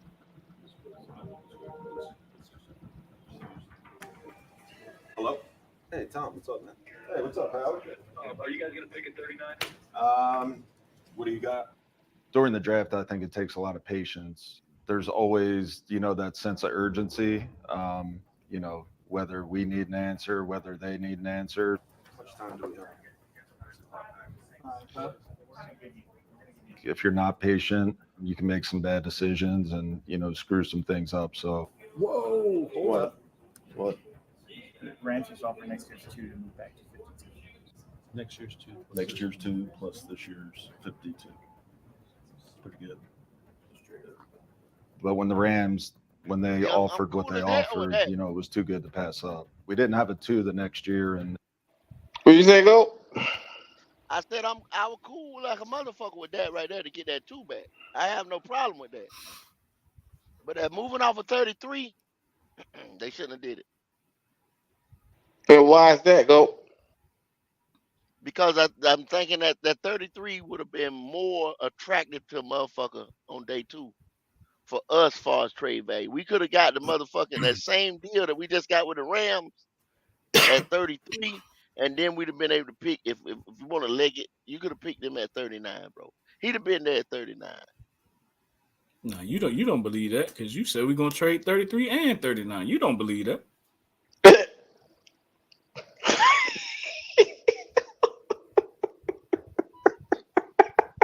Not gonna let him have that shit, bro. No, you don't believe that. That's not what you believe. You believe that bullshit article you read. That's what you believe. You believe that bullshit ass article you read. You don't believe that. No, because see what I believe, I know how to draft. And then there wasn't but 2 more wide receivers, Lad McConkey. Then Buffalo would have picked Keon, and they'd have picked Lad where they picked him at. Then there was a run on D tackles, and then there was a run on cornerback. So nobody else was gonna pick a wide receiver to MDJ. Look at the draft, y'all. Look at how the That's draft how it was gonna play out. That's how it was gonna play out. Look at how the draft board fell. I don't have a crystal ball. Not saying how if you had the big You got an board, article though. Xavier Legette at 50. At 50 now. But we moved up and got him at 39. They said if you have convictions, you go get your guy. They didn't say that guy was not a reach, correct? No. No.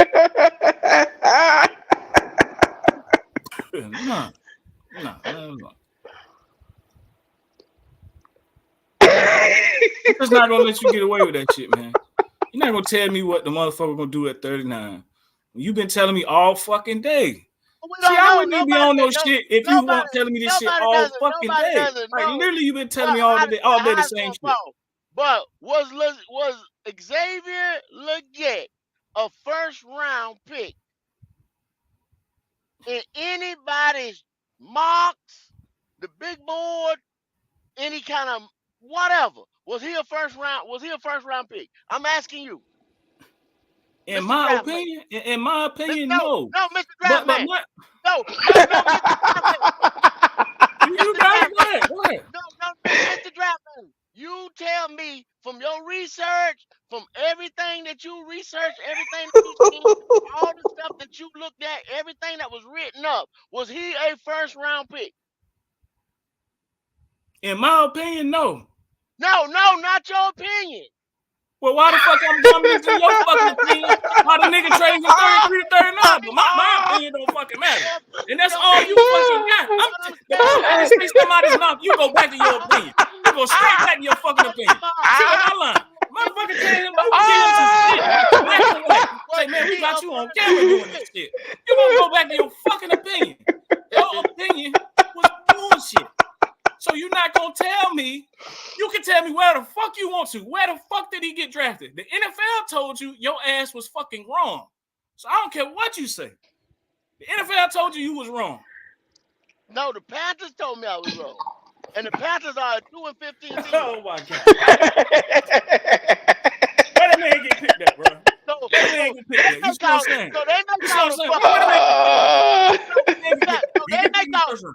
they make all the fucking right decisions, right? They're 2-15. They got to make all the right decisions. Because 32 and 33 is just such a he want a first round talent. You know what I'm saying? It's motherfuckers that you say first round talent win the second round. With a first year GM. The money don't do it. Boy, y'all here. These folks been going at it since 8 a.m. this morning. Fucking 39, man, because you fucking wrong. You don't never want to say you fucking wrong. And tell me I'm wrong all the fucking time. You'll tell the next motherfucker they wrong all the fucking time. But when you wrong, you start fucking moonwalking. You start fucking flexing this fucking thing. I don't want to hear this. We played a fucking video. Take a motherfucking playing a whole video with goddamn the subtitles is on. You can read this shit. You can listen to it. You can pick whatever the fuck you want to do. But you ask me your opinion and tell me I'm fucking wrong. What the fuck are you talking about? You wrong, bro. You wrong. You have no fucking legs. Your legs is gone. Sit man, you wrong. You were wrong. You were wrong. You were wrong.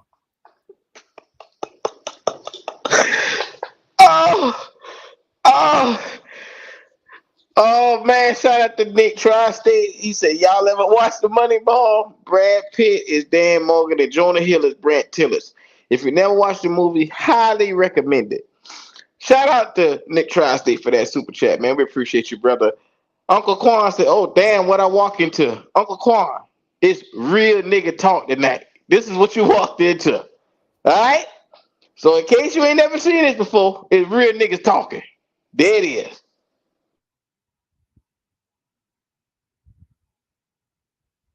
In 25, so to get that 2 back, it feels really good going in the next year. Okay, so we'll win.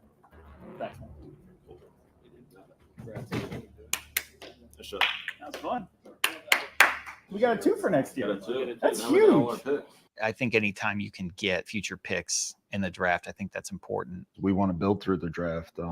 We want to draft and retain our own, and part of that is having picks. Hey, do you know how hard it is for a first-time GM to trade for a future pick? Nobody does it. What, like it was hard? Great. She got to stay poised. This is, again, a targeted draft. Teams are identifying who they want, and they're going up and getting them. As patient as everybody was on day one, they feel like the supply is starting to dwindle, and they're being aggressive to go get their guy. That's the guy, that running back. Yeah. That's who we need to get. You want the running back? Yeah. You don't know if you'll get the running back down there. I'm scared. Brooks was another guy that we had conviction on, the scouts, the coaches, and we didn't want to lose out on him. We felt like there was always the chance that somebody could trade over us to get him. And I knew that other teams thought that he was the best back in the draft too. So we said, all right, if we're going to trade back to 52, we're going to have to plan to trade up to get one of the players who we want. And luckily it was Jonathan. I think we should do our 2-5s. Because the Giants had Brooks in for a 30 visit. I think we should do it. 142 and 155. Okay, great. We'll call it in here. Yep.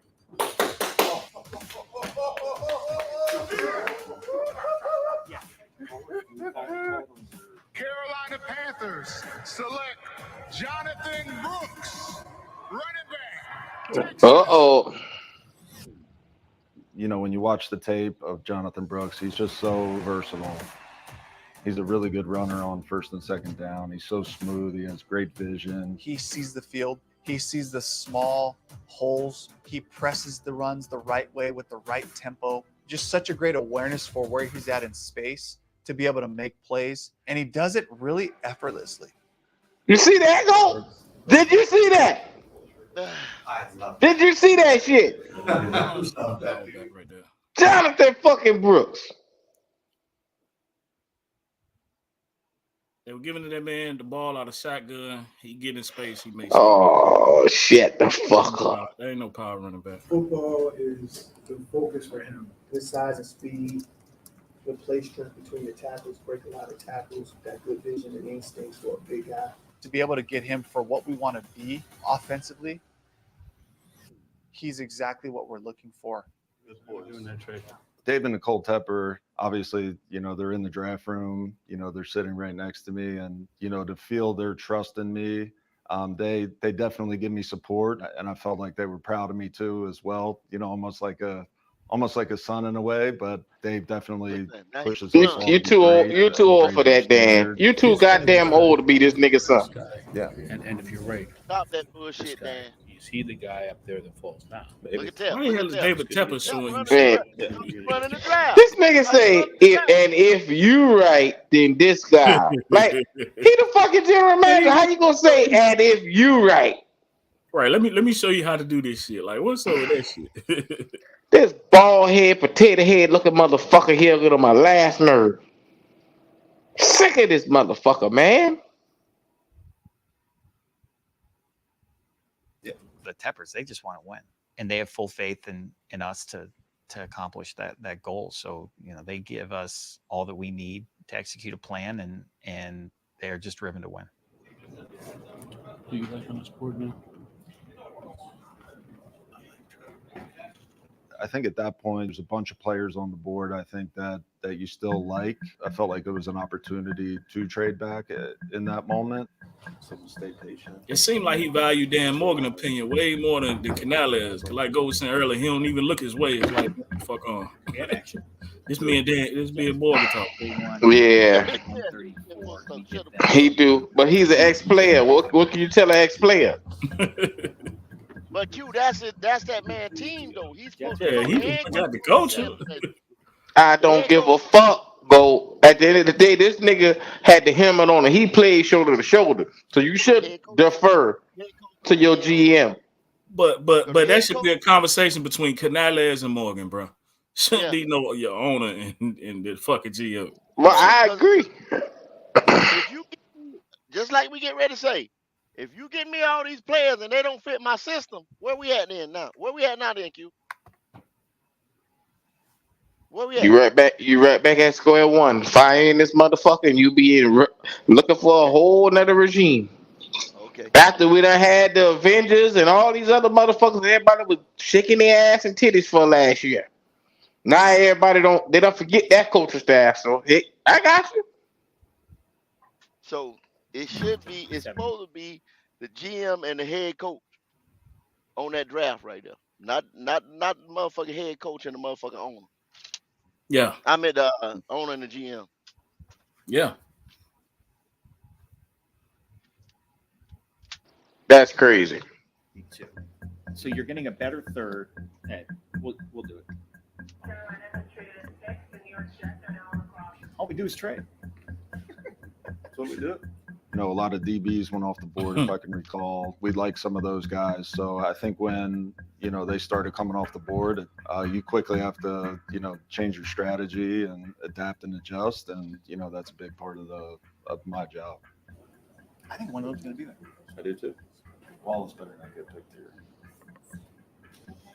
Dan played linebacker, and Dan saw a lot of positive qualities in Trevin that made the pick pretty easy for us. The size, the length, the speed, the range that he plays with, I think was all really appealing to us. Trevin, what's up, man? It's Dan Morgan with the Carolina Panthers. How you doing? Defense is a big deal for Carolina. Trying to beat things up. Shaq Thompson's been there a long time. Trevin Wallace gets to move in behind him and learn how to play.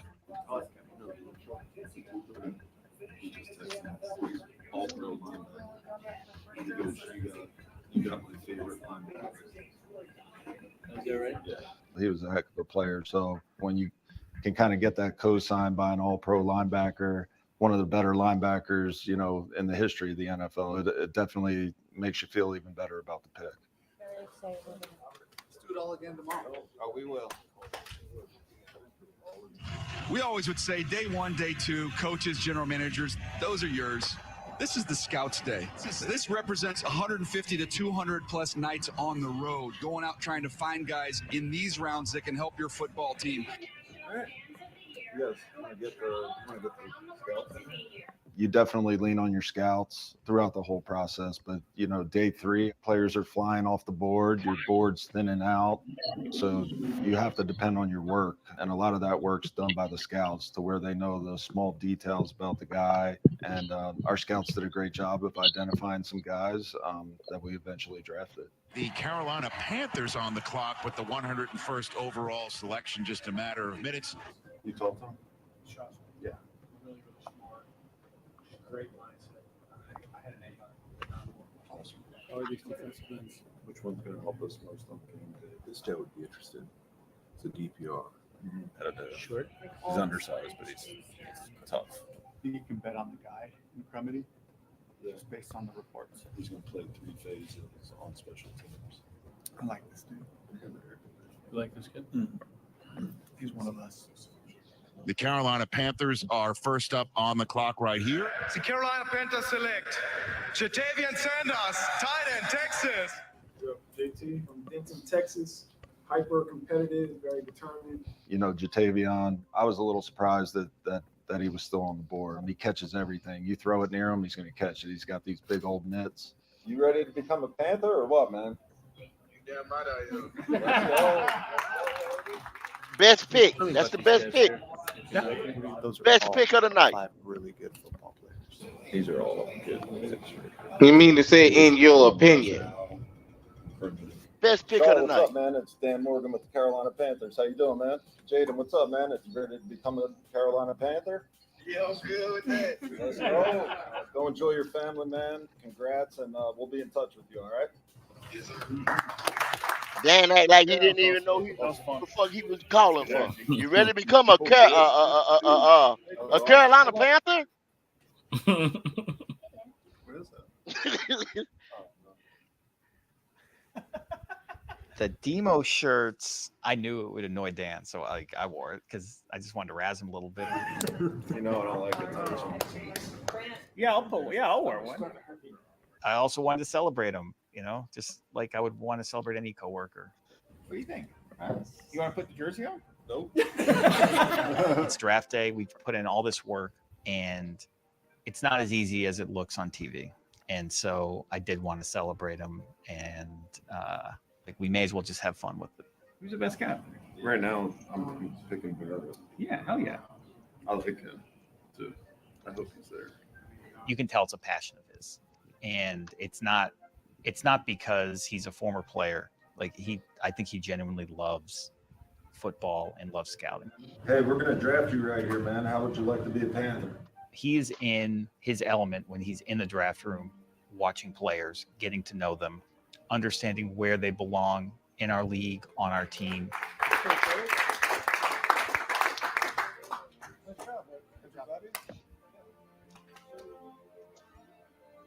It was tiring, and I loved every minute of it. And to be able to go through that process with Dan, to do it together, it was incredible. I'm very excited about 2024. We have some returning players who are talented, who are hungry. My main focus is, we got to win. We got to get more than 2 games. That's eating at me right now. And we got to make the playoffs. We all have that buy-in. We all have that chip on our shoulders. We're really hungry.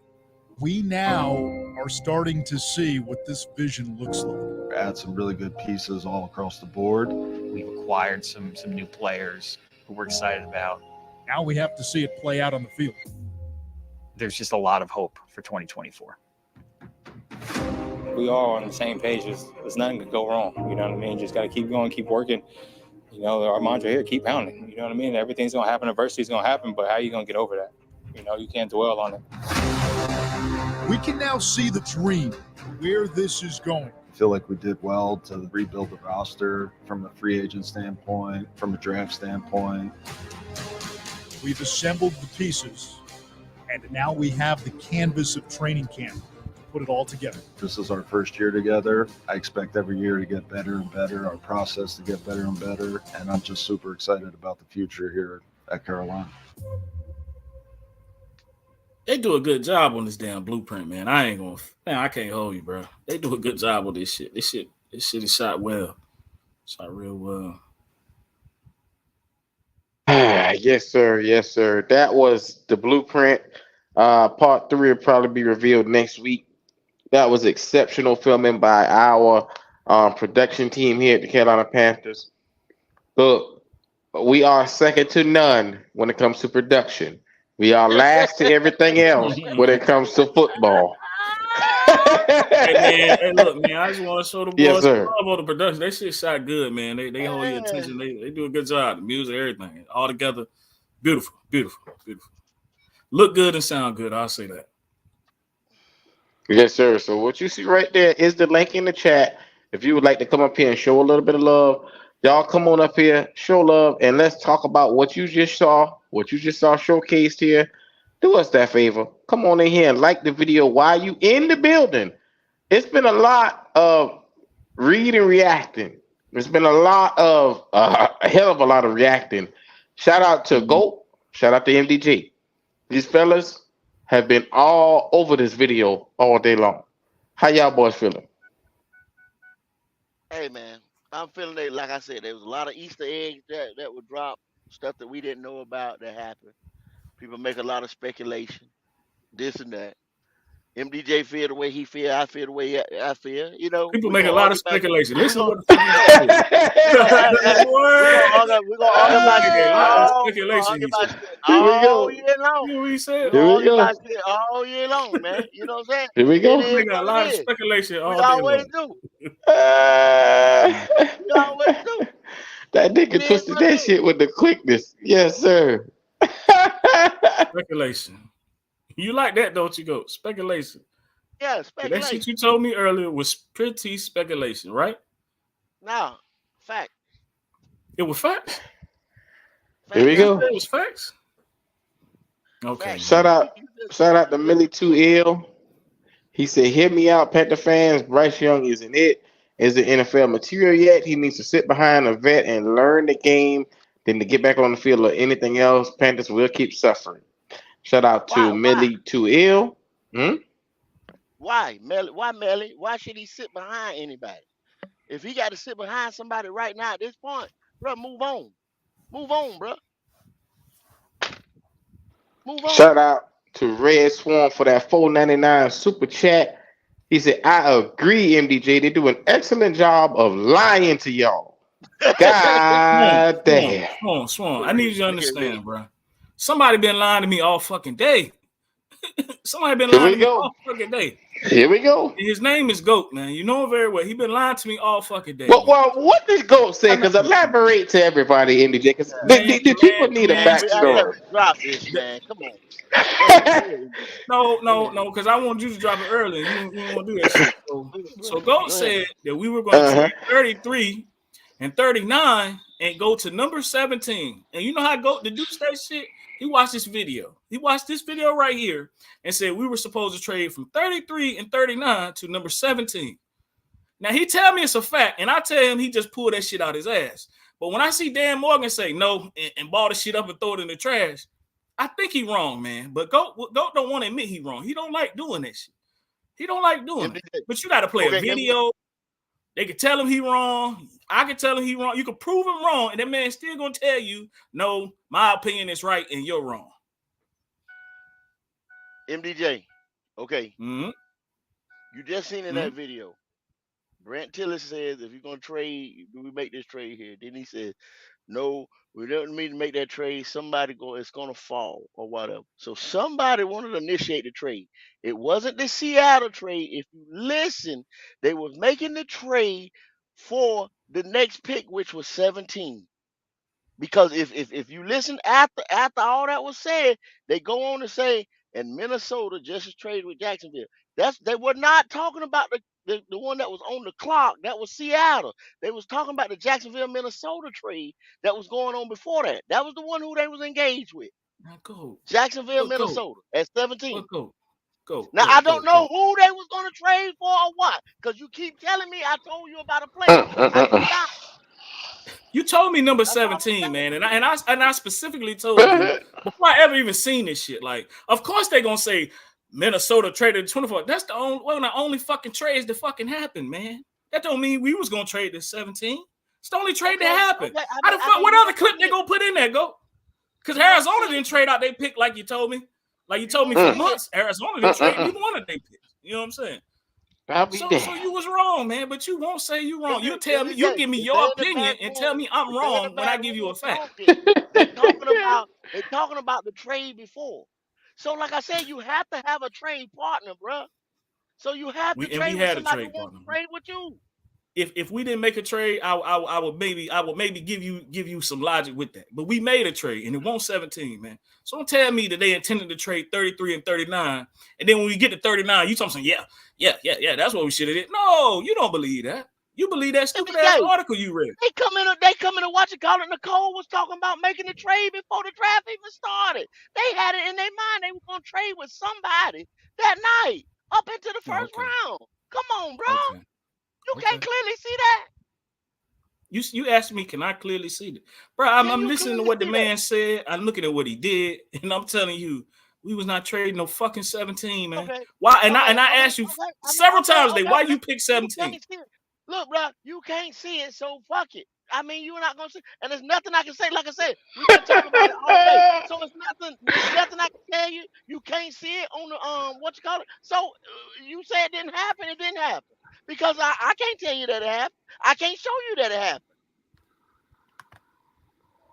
So that Shout means out to you Red fucking Swan. wrong. If we playing the video and you can't show me that it happened, then you fucking wrong. I showed you that it happened on the video. You don't want to see it. Man, tell this man he crazy. They telling you in the chat you wrong. I done told you wrong. Q told you all day you wrong. We talked to D'Angelo. We talked to Logic. And everybody in this motherfucker crazy except for you, huh? This where we at. This where we at. Really? Really? Come on, where the fuck we going, man? We in the car with you. I know we you did. taking us Look, nowhere. not like We're that. past the stove 3 fucking times. I thought we was going to the Obviously, stove, man. Where the fuck we going? 33 and 39 for 17. Obviously, Dopey Knight left. We didn't move up. Obviously, we didn't. But you can clearly see they was trying to trade something, bro. What was they trying to trade? What the fuck else did we have to trade? The shit that we traded to go get Xavier Legette, which is what we've been telling you the whole goddamn day.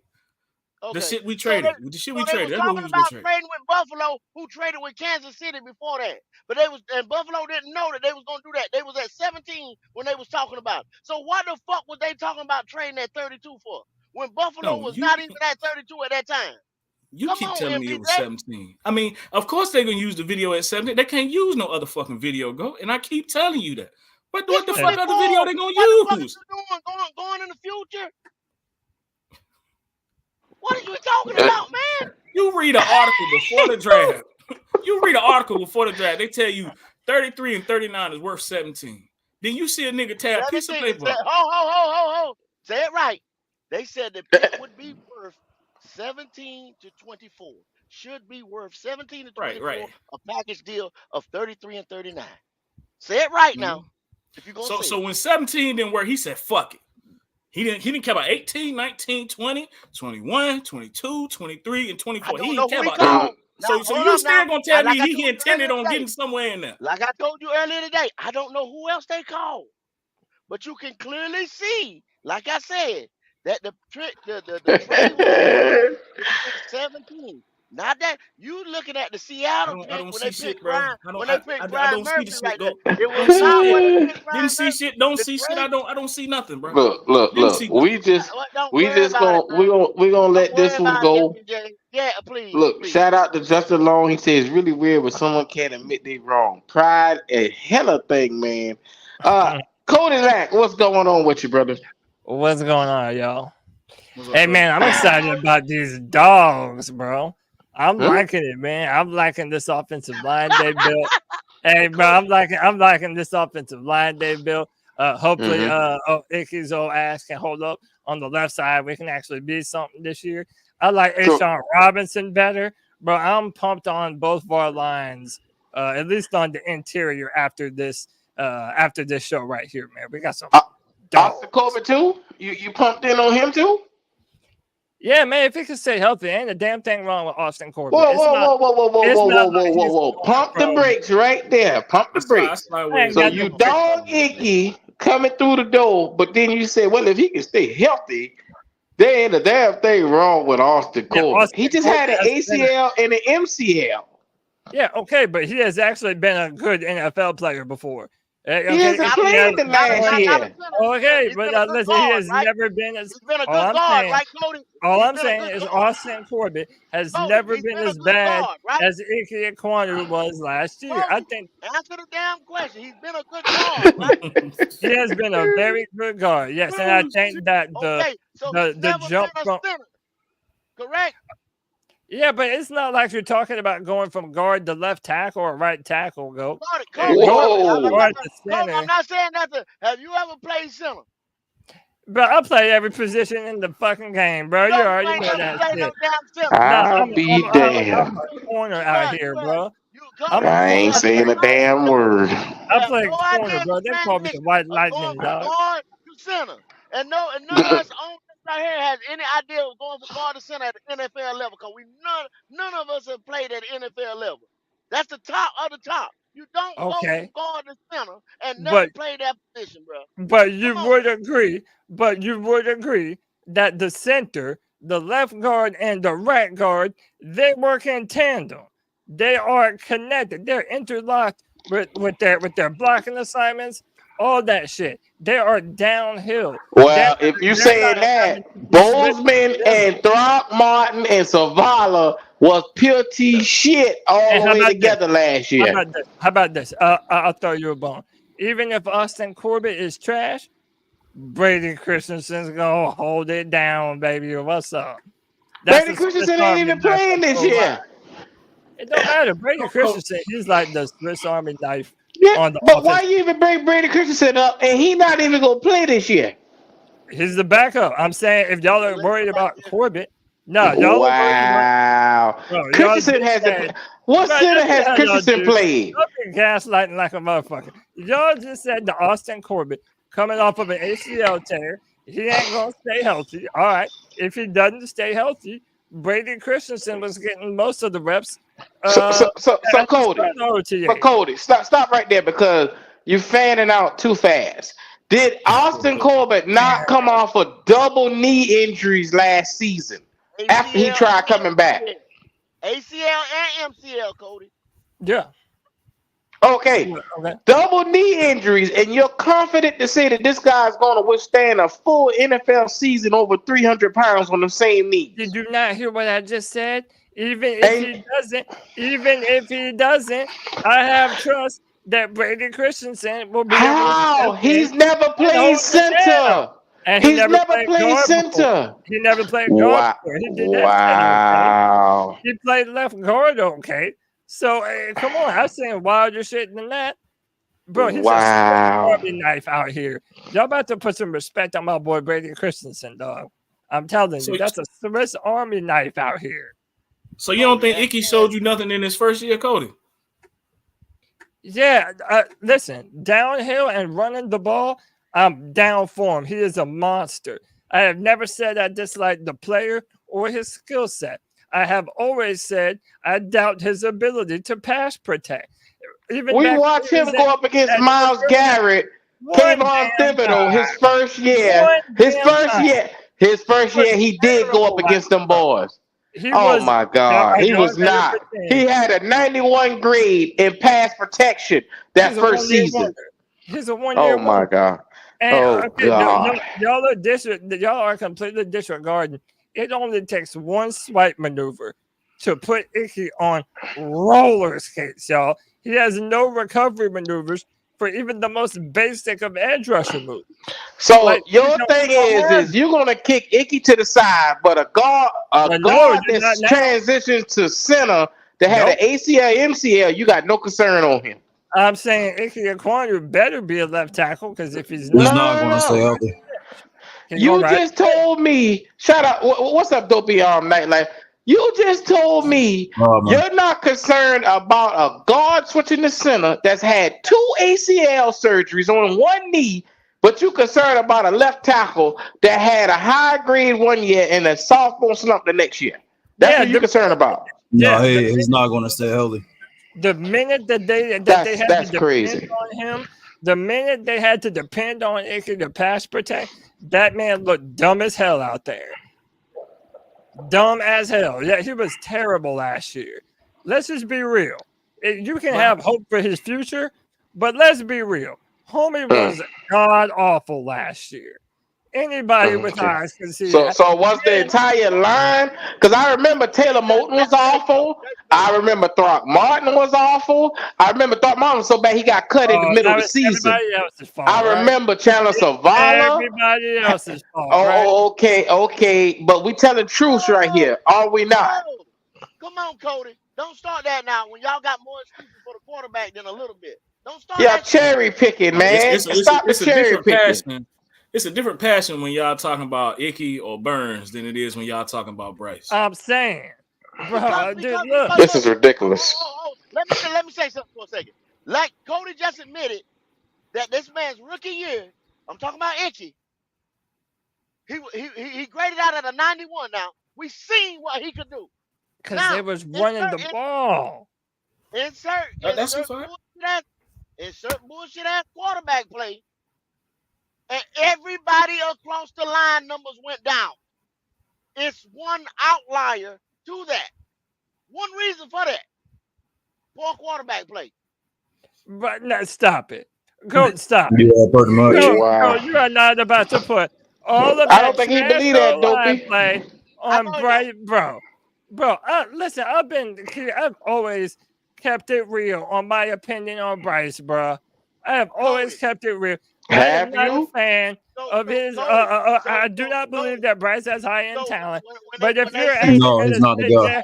if you are going to sit there and tell me that our line was bad because of Bryce, come on, When man. they said that this man did not take the proper steps back, the proper depth, and everything like that, that does not hurt the line. Now you gonna tell me that? That ain't got nothing to do with it. That ain't got nothing to do. No, that ain't got nothing to do with. No, that ain't got. Ain't got nothing to do with Ikem Ekwonu getting beat like a Salvation Army drum, bro. Every single play in and play out. It was not every single play, cuz. Stop it. Bro, Bryce had sometimes 2.91 seconds. You don't average close to 3 seconds, and you talking about somebody getting beat every single play. That's from holding on the ball too long. When you hold on the ball in the NFL, somebody bound to come after your quarterback for 3 seconds. I was just getting ready to say that. You can mess around, get your ass lit up, man. Hey, yo. Can y'all highlight You right, that comment, that last comment about Carlos Hugh? But how about that shit? This man had the balls to come out and say, yeah, I was coasting on my prior success. Why would you ever say that shit out loud?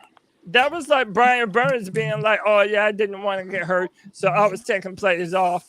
Like, bro, you don't, that's a whack-ass mentality. We're a shitty team, Cody. You can't have that mentality, bro. That's the worst. That's what I'm saying. And you know what's crazy? More times than not, when you have that mentality, that's when you end up getting hurt. When you play not to get hurt is when you get hurt. More times than not. Right. Well, let me ask you something, Nick. How you doing, Nick? First of all, how y'all doing, fellas? What's happening? I'm glad to be up here for the first time. Okay, welcome to Black Cat. Welcome to Black Cat. Yes, sir. I'm gonna get in your ass, Tri-State.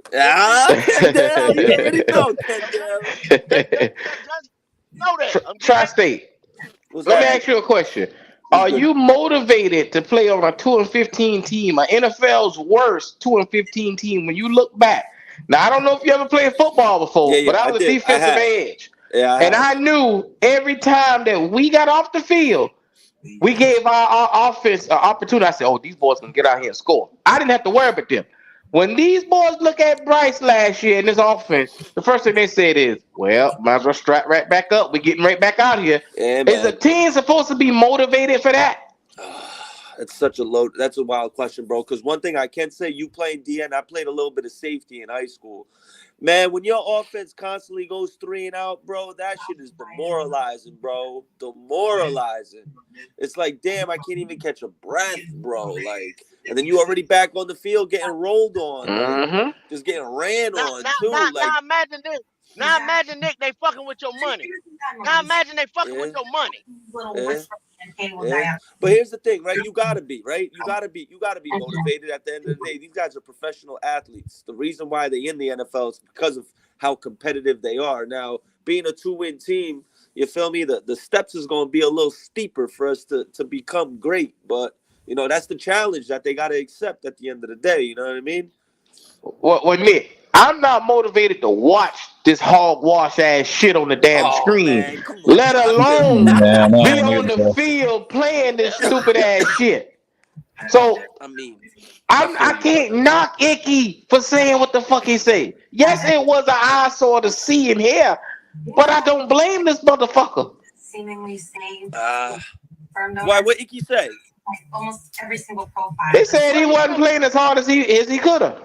Yeah, In a he said he nutshell. coasted What, along. first He off, why do coasted you say along. that, bro? Why do you say he Why do you coasted? say that? He said he coasted on his success So from his Nick, first year. let me Why ask do you a you question. say that? You remember a guard we had named Michael Jordan and Yeah. and Dennis Daly? When they Yeah. asked them boys why they didn't pick up blocks, what did them boys say one year? They said, that ain't my job. Ain't my And we That job. all ain't my said, why did you say that shit? It ended up getting him cut later bro. on Yeah. down the line because he was trash. Yeah. So to That's not hear winning your, mentality. That's not winning mentality. First it's and not foremost. winning mentality. Now, It's first and not at all. foremost, we a 2-15 team. The mentality around here for the last 7 years has been losing. We Excuses. are the homecoming Excuses. team. Just shaking the titties, Q. Just shaking the titties. You know Yeah. damn well you Cody, are making excuses for both of those dudes. Cody, Excuses. I'm You not know gonna damn argue well with you that's what tonight. that is. I'm not going there with you tonight Nah. because I'm not losing no subs for beating up on you tonight. Oh, If bruh, if look. year one he hadn't did what he did, and after 2 years you want to give up on him, cool. But if you got that energy for your left tackle, man, you got to have that shit for your quarterback, man. And some people that say this shit about Icky will use Icky as an excuse for that quarterback. Yo, I Nah, keep it not real. that, not this quarterback. They were Nah, not both this terrible. quarterback. They were both terrible. But To me, Bryce I look. and Icky were both terrible. Period. To Taylor me, I look Moton at it was like this. awful last year in No, he pass wasn't. protection. No, he wasn't. He Yes, he allowed one was. sack, brother. He only allowed He one was sack on the awful in whole pass season. protection. He was awful in run blocking. I don't hear them say a goddamn word about Taylor Moon all year. We had we was down to our fourth string guards. Now, Throckmorton, once And again, Nash Jensen, Oh God. Chandler Zavala. We Cade had Mays. Cade Golly. Mays, Brady Christensen. Nobody talks about what you had. When your interior shell is incorrect, your entire line suffers. Your entire line suffers because these guys got to pick up assignments for other people. Well, no matter how complex football gets, at the end of the day, it's basic, right? It always starts up front. So you need stability in your offensive line. Shout out Prime. I was talking to him about this, bro. It's like, yo, can y'all name a Super Bowl winning team that did not have a great / elite offensive line? You can't, bro. You honestly can't. You're not going to be successful in this league if your offensive line is not stout. You can't name a great team that didn't have a great offensive line. Now, our interior line was trash last year. Bryce had a problem of holding on to the ball a little too long. Now, stats say in the first 2 weeks, Bryce was getting hit from snap to hit. He was getting hit in 1.4 seconds. Now, for a young quarterback, in my opinion, if you're getting hit that fast early on, you're gonna develop a sense of paranoia. Right? It's just natural. You're going to be like, fuck, I need to get rid of the ball fast because I'm going to get smacked because I'm getting smacked. So now you're developing a sense of paranoia, and now you're second-guessing yourself. And for a rookie quarterback with no stability in offensive line, I mean, it is what it is. Bryce didn't play well, but there was pieces around him that was trash, bro. And Bryce, and to that, Bryce was trash. So Nick, can you run back that stat you just put out there? Bryce Young, you could look it up. It's a stat. 1.4 seconds in the first 2 weeks in the Atlanta game and in the New Orleans game.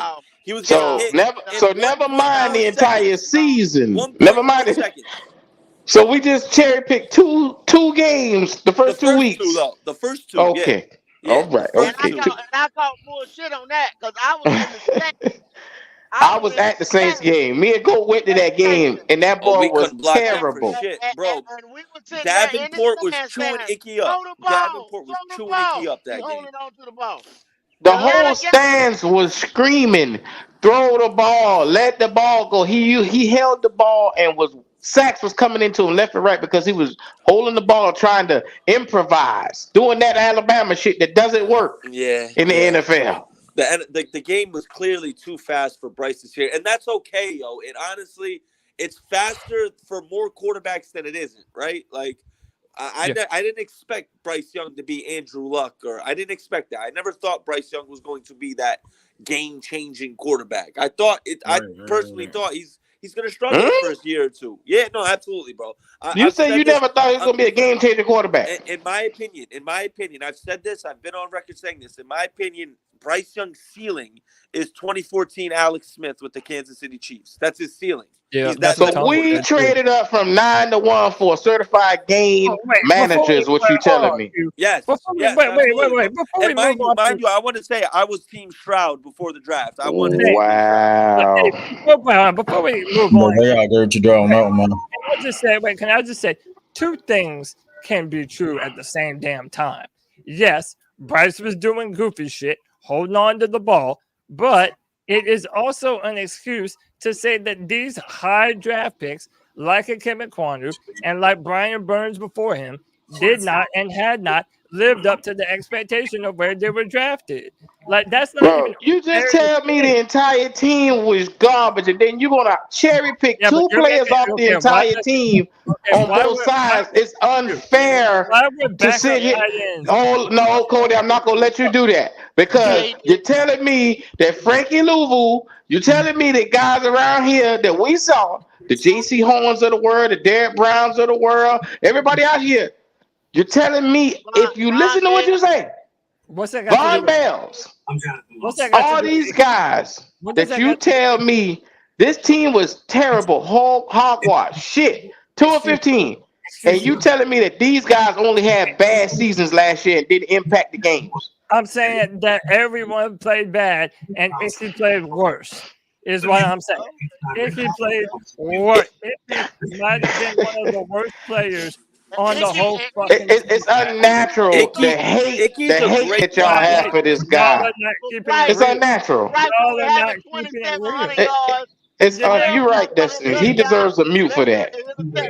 That's what you're telling us. That's what you're no, telling us right And now. somebody got the telling TV you. on in the back, No, man. Y'all got to cut that shit off. just like, how about this? Just like y'all make fun of Bryce for having to run the football and not being able to throw the ball downfield. Well, you better pray that all we do is run the ball, because the minute that he has to pass protect on 3rd and long, Ikem Ekwonu is not built for that life. I'm telling you, that is not where you want him. You better put Ian Thomas on his side. You better put Truba Hubbard on his side. You better shade someone over to help him protect. chip that edge coming off on his side, And because you're he's the not number 6. he's not good in pass protection. No, bro. he's he just not. isn't. He's not. He's a great run blocker. He's a great run blocker, but in pass protection, Hey, I can pull up. Yo, I can pull up clips, bro. Let me ask Jalen y'all one Phillips, thing. week 5, bro. Jalen Let me ask Phillips y'all in one thing. Miami, he ate up Ekwonu, bro. It was bad. Let me ask y'all one thing. Destroyed them. One thing. Did they not ask Thomas Brown, why didn't you send some help over there when they took a wide 9 stances like they've been taking half the year? And this dumb son of a bitch said, yeah, I should have done that.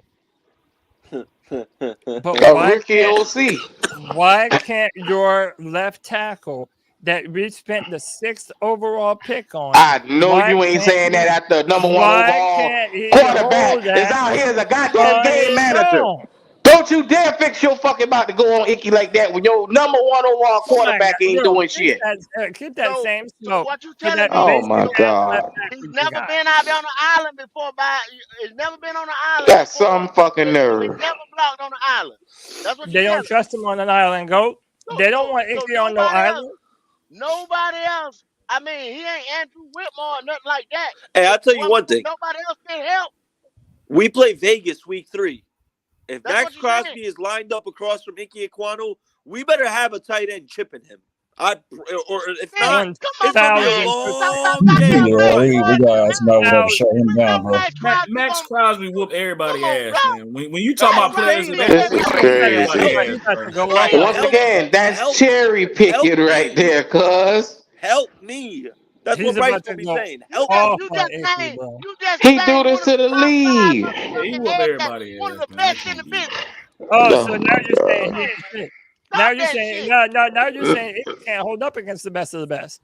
That's What the fuck is you talking about, Cody? There's a point in a moment where you just need to shut the fuck up. This is where you just need to shut the fuck up at. Crosby does that to everybody. Miles Garrett does that to everybody. Oh, okay. So that means no, not necessarily true. He does that to everybody. He's just an Oh my God. Where your tight end can chip that How guy. many sacks did Max Crosby have last year? How many sacks did he have last year? A lot. More than 15. probably more than Brian Okay, Burns. Yeah, quite a few. This cat ain't had.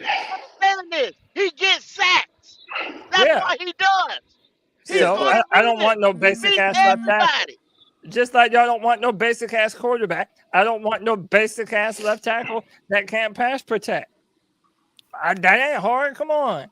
Like, let's just be honest. Let's just be honest about the situation. Bryce was terrible. The whole team was terrible. But Ikem Ekwonu was also terrible. He cannot pass protect. You singling out motherfuckers, and I just don't understand. If the entire team was shit, you're gonna blame it on one cat. When you said five guys who was on the offensive line, you said was terrible last year. I've always thought, but you said this guy. No, even when he was at NC State. This is bias. This is extreme bias. No, even when he was at NC State, his forte was never pass protection. Guys,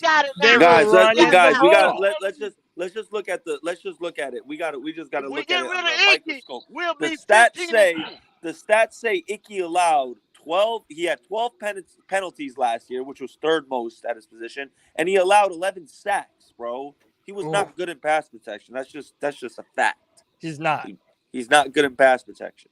So why are you looking up stats? Look at the Carolina Panthers offensive line in the totality. Horrible. Because y'all don't ever speak on that. Y'all don't ever look at that. It's everybody else. And Nash Jensen were horrible. Bradley Bozeman allowed 12 sacks on the season. He's terrible in pass protection as well. Taylor Moton was the only one. He only allowed 2 hurries and 1 sack on the season.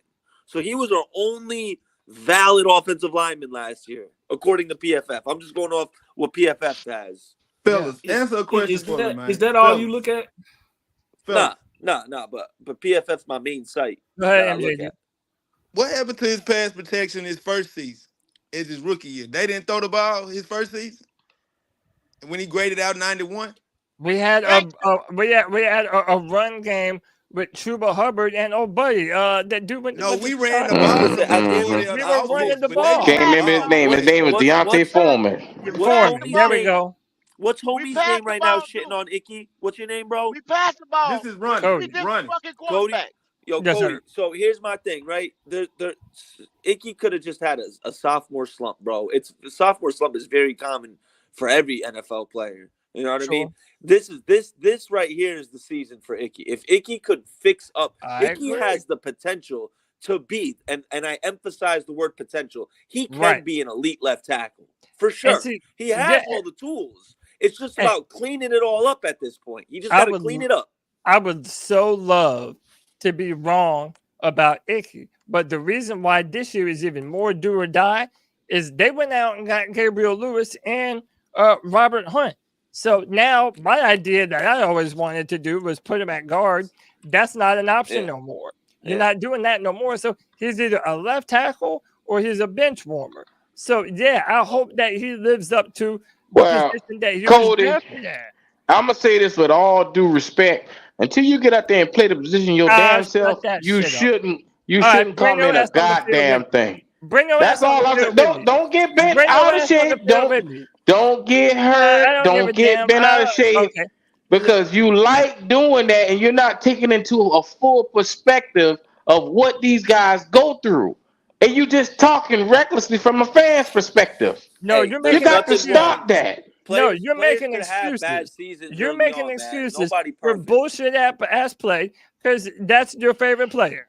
That's your favorite. It's not my favorite player. It is not. I can care less about Icky.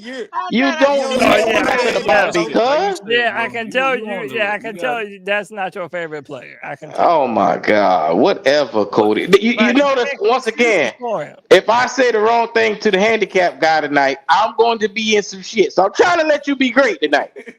So you gotta learn when to shut the fuck up. That's when you gotta learn. Hey, that sounds like whoa, that sounds like a you problem, my brother. Right, That's not a me to problem. everybody who watching the live, I did not say nothing to offend this fella. That's not a me problem. Hey, how about this? You know he get butt hurt real quick. You know it's a problem when my handicap feet are better than Ikem Ekwonu's left tackle feet, bro. All right, we're gonna speed right past that. We appreciate it, Cody. He was good, bro. All right, we appreciate we appreciate that, Cody. But thank you.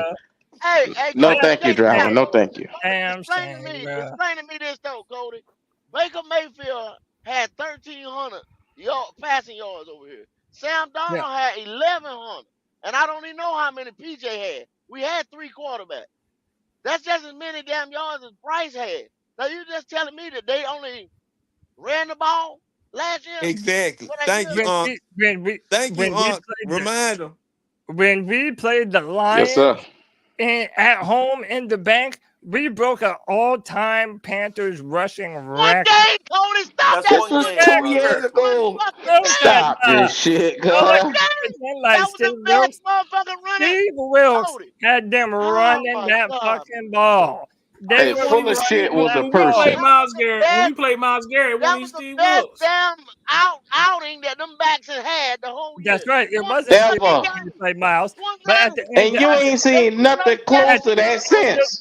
at the end Nothing. of that year, Steve Wilkes said, "We're gonna run the fuck out of the football," and that's what they did. And they got big and mean, and that's why everybody had overinflated expectations of what the line could be last year, based off what they did with Wilkes. Based So off that one then game. So why no, they do not that the one other game. 16? No, Based off that one not that game. one game. No, Why not they that do We, the one other we, we game. don't play we don't Not that play one game. 17 games I'm not anymore, go. talking We just play one a year. I'm not We talking just about play one. I don't guess we do. I'm not talking about one game. I'm talking about from the time that Steve Wilkes took over, we were running the fuck out of the football at a Wasn't clip no that we had shit, not been Sherlock. the whole year. Cody. Nothing gets by you. After Cody. we traded McCaffrey, by the way. Cody, I mean, one game is one game, brother. Rodney Pete beat Troy Aikman one game. That don't make him better than you. You feel me? I'm not Like, I'm not saying just one game. I'm using It's that just as an this example. cherry picking shit has to I'm stop. using that as an example that we were a dominant run-first football team. So when y'all point to Ikem Ekwonu's rookie season like that meant some shit, they were never asking him to but here's the really thing, pass Cody. protect Here's the like thing, that. though. He had a better damn rookie shootout season in than his Atlanta. second year. He PJ had a Walker better. had a shootout in Atlanta. Come on, man. What's that got to do with Ikem? They were His not rookie- using him to be He a had pass a pass protector. block for him. Who was pass blocking for him? That same game where DJ took his helmet off and we lost Cody, the game. can I ask you a question? Are you a Bryce Young fan? I need to see it. He can win me over, but as of right now, Nick, yes he is. He flopped on this boy. He flopped on him, but yes he is. He is. He'll lie to you. Let me ask you something. Why can't you have that same mentality with Icky? Just wait and see. Why can't you feel me? Why can't you have that same mentality? I listen. I am more than happy to let him. I am more than happy to let him change my mind. But Wow, it's a small mind. no, I am. Basically, the only way his It mind ain't changed much is up if there. Bryce played good, his mind will change. Listen, bro. listen. Bryce The only played good, his reason why mind I'm will so change.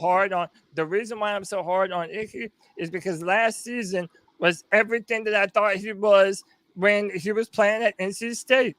He should be playing guard. He is a square peg that they were trying to fit into a round hole. So he the only one that playing out of man. Stop this shit, man. Not playing. Here's Stop. the thing. Icky They don't got take a quick enough. quarterback. They had to change the whole philosophy for a dog. Stop it. I was on that same train too, Cody, where I was saying Icky moved to guard. But here's the thing with Icky at guard. He can't play guard. He's not quick enough on his feet to play guard. You can't ask him to pull on a stretch to the right side because he's not quick enough to pull. So that's just going to create a liability in the offense now. Now D linemen are just going to shoot through those gaps and chew up a running back for a 3-yard loss. You feel me? Like, he has to play tackle. In my opinion, he's at the wrong tackle spot, right? When we all grew up, right, we were taught at an early age, the left tackle is your pass protector and your right tackle is your mauler, your run blocker. We have a guy in Taylor Moton who I just said allowed 1 sack last year, and we're playing him on the right side instead of him being Bryce's blind side. And Taylor Moton, who's a run blocking specialist, have him at right tackle. They tried Taylor Moton at left tackle a couple of years ago, and it didn't work. Stop that. You remember that, Nick? Not Taylor's natural side. Do you? I hear you. You I hear remember you. that? I hear you. They tried him at left tackle about 6 years ago, 5-6 years ago. It didn't work out. That was then.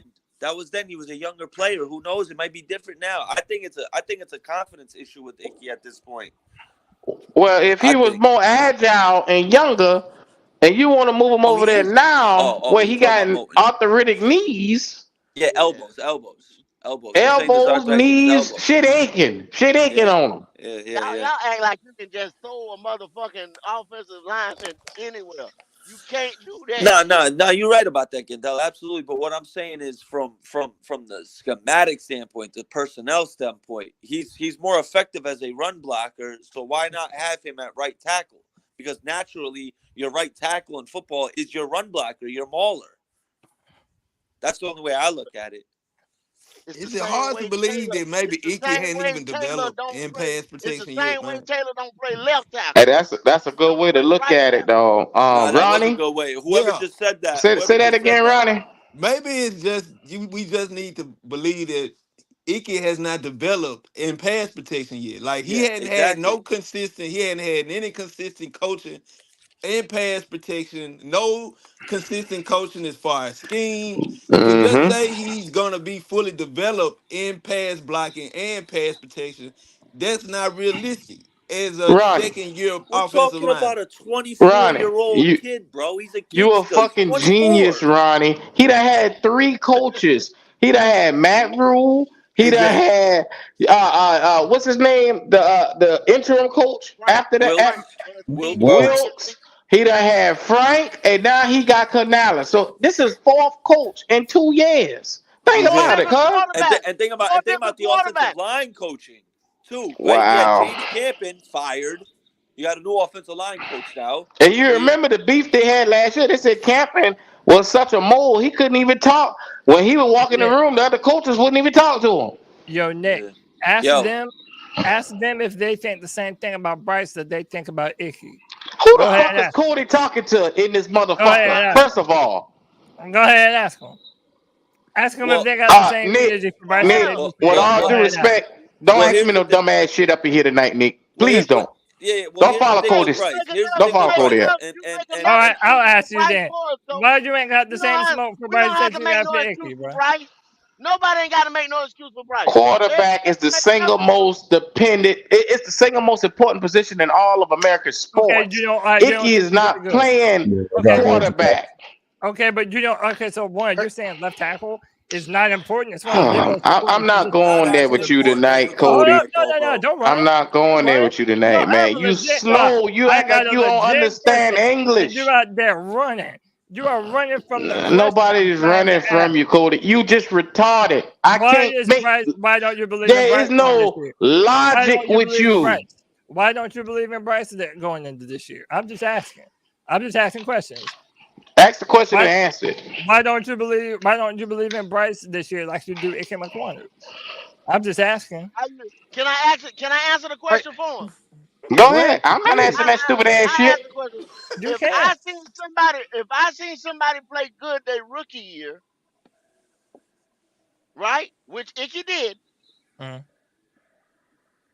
would be more apt to say, well, damn, he's gonna play a little better the next year, or sophomore slump, or I seen him play good ball. Now Bryce played like shit last year in his rookie year.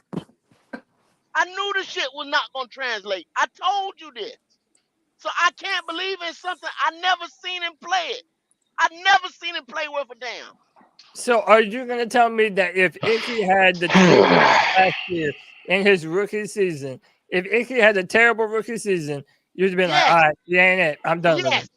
Yes. So all they get is 1 year as a player to prove your worth. You see how he just twisted? Did you see how he just twisted this shit right here? Wow.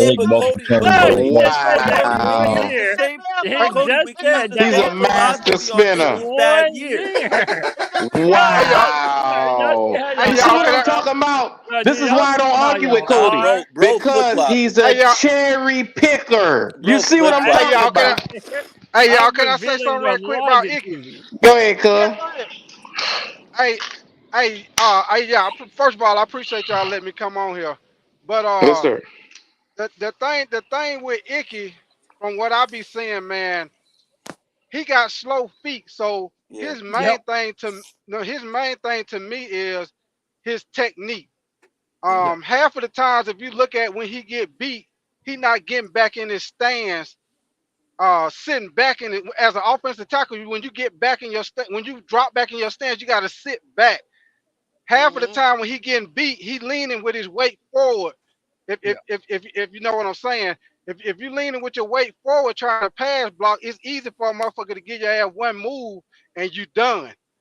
Rather as you getting back, sitting back in your stance with your hands ready so you can punch that motherfucker and get in front of his ass so you can block him. So I believe because he got slow feet, I believe all he need to do is more work on his technique and he'll be able to do it. But it's just like with Bryce. It's just a wait and see. Because as far as me, the way I feel on Bryce, I'm wait and see because he had a shitty ass year last year, and I think half of the shit that he had that was bad, I think if he worked on it, I think he'll be all right. Like as far as him holding the ball, he holding the ball because like in college, he waiting on motherfuckers to come open. When in NFL, you can't do that. When they break down to go on their route, the ball need to already be in the air. You can't wait for the motherfucker to come out they break and then throw it. When they break down on the out route, corner route, whatever, that motherfucker got to be in the air so he can run into it. Because if not, the cornerback on that shit. Well, Big Tight, didn't we Go watch ahead. Bryce Young making passes off of his tippy toes last year? Did we not see that with his mechanics? Oh, yes, sir. Jumping in the air and every goddamn thing. I'm with you. Now, we as a fan base had Cam Newton. Our fan base has scolded Cam Newton for throwing off of his back foot. And you got this son of a bitch bouncing around like a goddamn rabbit, and nobody don't say shit to him. Yeah, what the fuck is going on around here? Yeah, But he been doing that he was since jumping in the air, Alabama. throwing the ball and everything. He was doing that since Alabama. And that's the goddamn problem. That's my biggest problem. Mechanics has been terrible from the start. Out the gate, this shit has been terrible. Yeah. So one thing I gotta absolutely 1000% agree with Big Tight is the technique with Icky. Now Icky was relying too much on his sheer pure strength. That his technique was off. Right. And That's if your what technique's your technique's off, your center of gravity's not on. Mm-hmm. And when your center of gravity is good, you can't maximize your strength. So now you're just trying to yoke someone up. That's why he said in the press conference, nigga, he coasted off his success from the year prior. I think he came in a little overweight, and just like Big Ty said, his footwork was a little slow. Yeah. But we seen what he could do the year prior. Yeah. Icky is an absolute disaster to deal with in the run game, bro. Like, there's no doubt about that. There's absolutely there's film instances where you see Icky pulling at left tackle. We run a toss play. There was a play against Tennessee where we ran a toss to the left and Icky pulled out, bro. He took out 2 DBs at once, bro. And it's like, bro, why can't you just play with that mentality even in pass protection? Like, why can't he just, you know what I mean? Once if he does, Cody, I know you're hating on Icky right now, but you got to understand something, brother. You got to understand something, though, bro. I'm not hating on him. But you are because you're saying one bad year, but you're saying Bryce had one bad year. I'm keeping it real. But you're gonna sit and real, wait. unlike what apparently everyone in here is not. Hold on, Cody. Let me wrap with you real quick, Cody. But what Kendall said is absolutely relevant. Ikem Ekwonu at least had a successful season as a rookie. You know what I mean? Yeah, he had a bad second season. It's more common. It's more. There's a difference. They were not asking. Cherry picking bastard. Ain't no cherry picking. You're out here blind this motherfucking Stevie Wonder out here. No, all I'm saying is Icky's a 24-year-old kid still. He's a young man in the league. We got to give him a little more time, man.